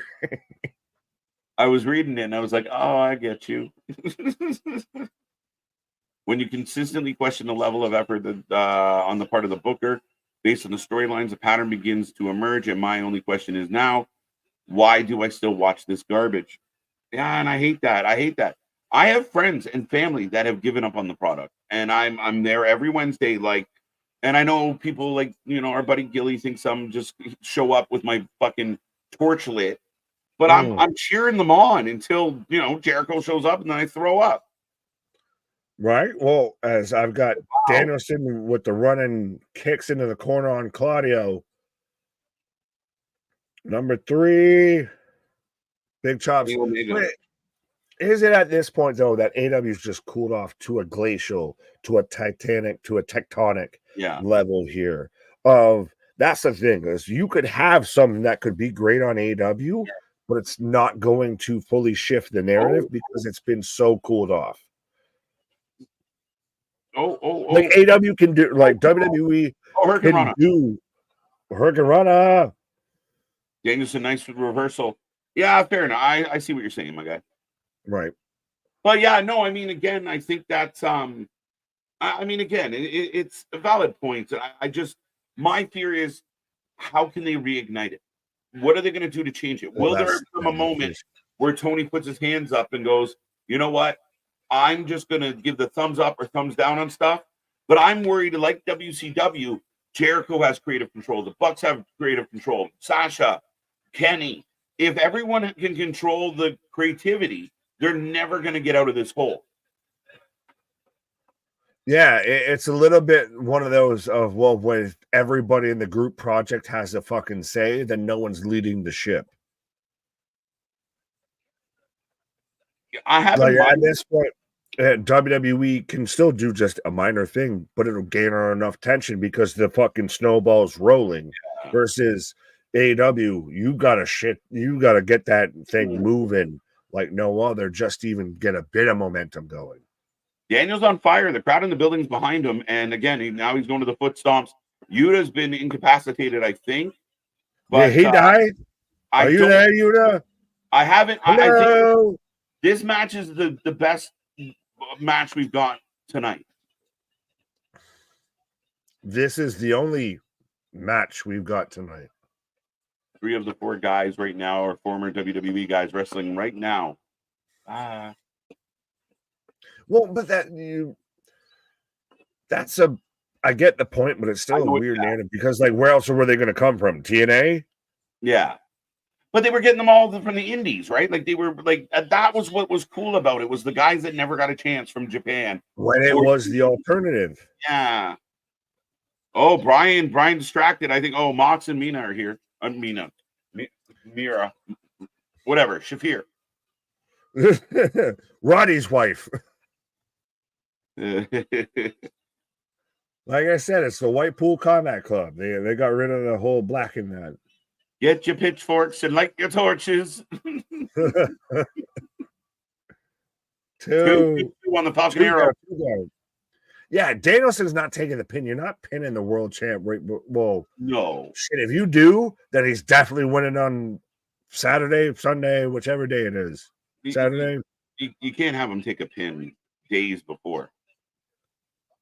Well, but it is on a Saturday. I forget half the time with AEW because half the time they run Sundays and half the time they run Saturdays for the pay-per-view. Wrestle Dreams on a Saturday?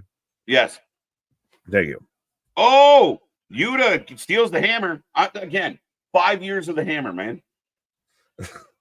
Too legit, too quick. Too legit, too quick. Well, Pac might not be too legit.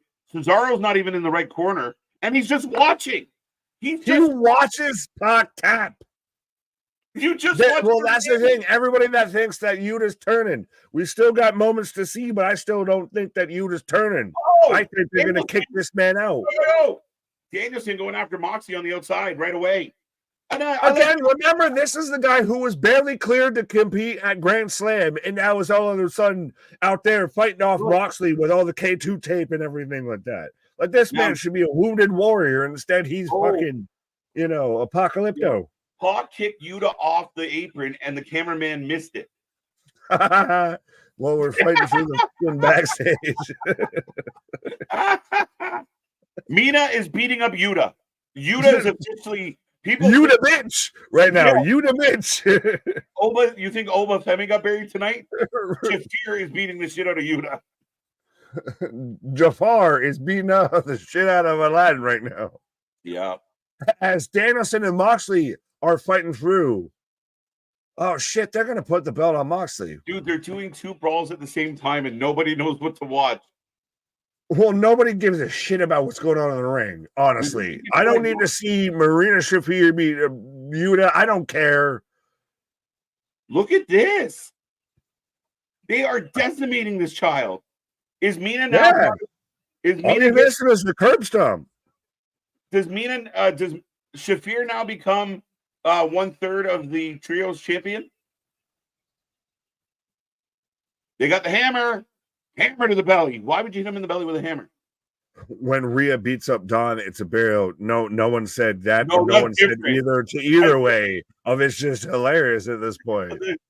No one's saying anything. It's just more of they missed the angle to start it. Let's be clear here.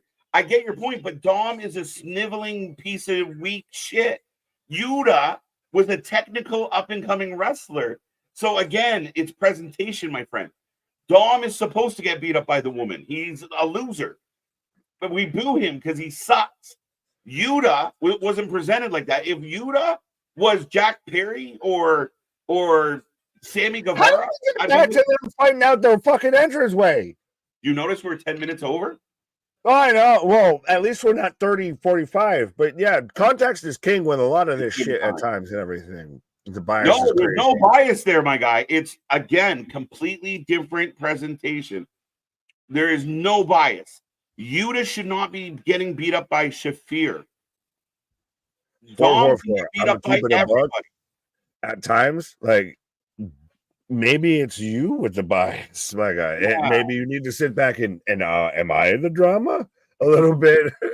Because like this is how we end this. Like I don't this is not comparable even to fucking Dom and Rhea. Why the fuck are we still arguing about that? Well, because Yuta's not presented like Dom. That's the problem. Like if Yuta's presented after that as an afterthought, and again, to everybody that thought that he was going to sit there and turn on, Mox is going to win on Saturday, bro. Mox, 100% he is. I said that when they were fighting backstage, but to everybody that thought that Yuta was going to sit there and turn on Danielson, he's clearly riding with his fucking guy. If anything, they excommunicated him. But yeah. Mox is winning. Mox is your new AEW World Champion right now. Take it in. Soak it in. Yuta is literally laying on the ground and Danielson's doing yes cans. It's just like, fuck this kid. But he got him up eventually. We got him there. Right? Well, he's got to get the yes in before the gimmick, before the trademark goes through. But folks, that does it for Title Tuesday. That does it for your go-home show. That is the last thing you will see outside of Rampage from AEW going into Wrestle Dream. How does that sit with you? It wasn't a great show.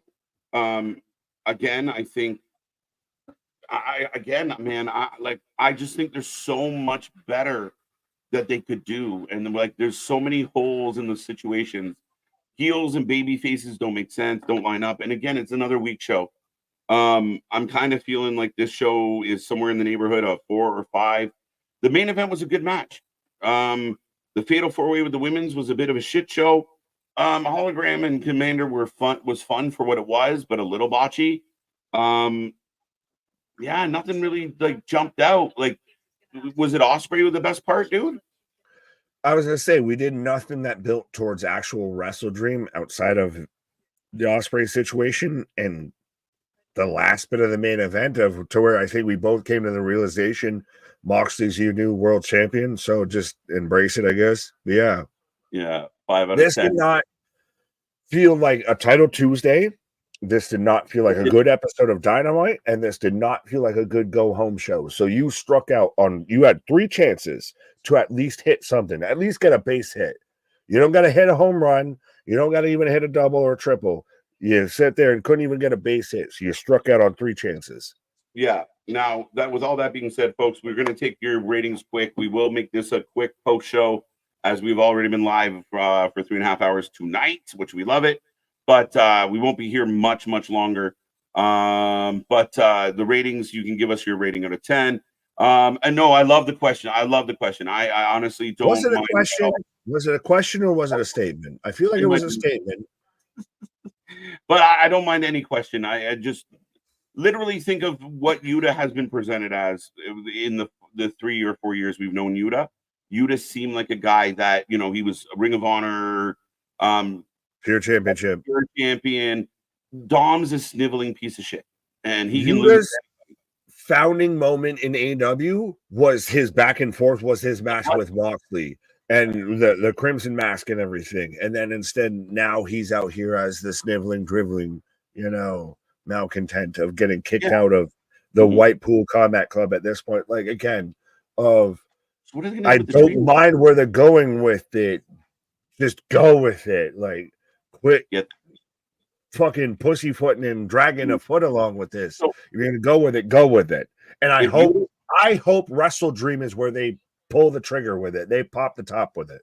So if Yuta turns on Danielson, costing him the title at Wrestle Dream, would that be kind of weird for you?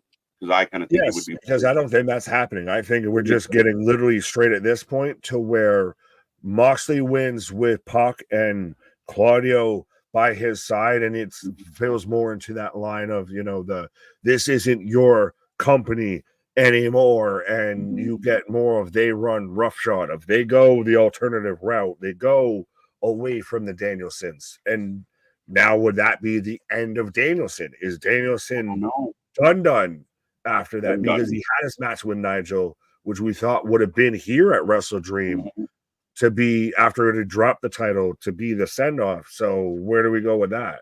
See, I really wanted them to drop the title. Like Wrestle Dream, you could have had a chance where Darby took that belt. Everyone goes nuts. Maybe Christian screws Darby over. That would have been kind of fun. But then you set up the Moxley-Darby rivalry as Darby as a young up-and-coming champ.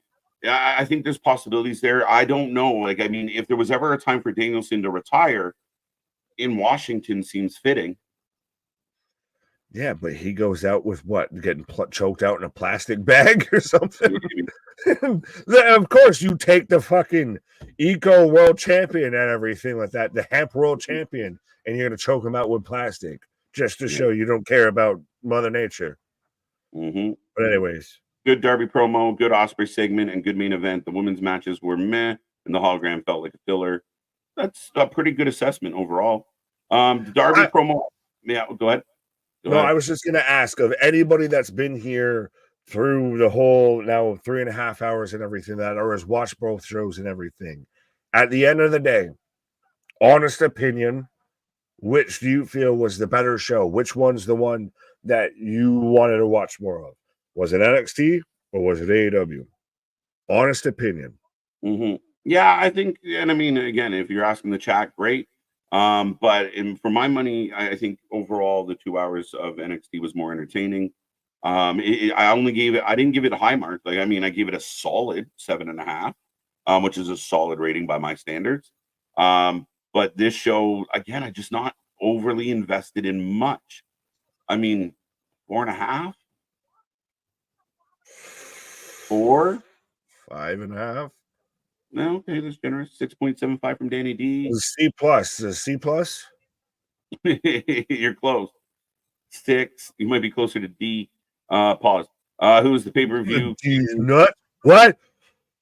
Who's the pay-per-view king? Tony or Triple H? Might be too early to tell. But I think Hunter's had a better track record lately, especially.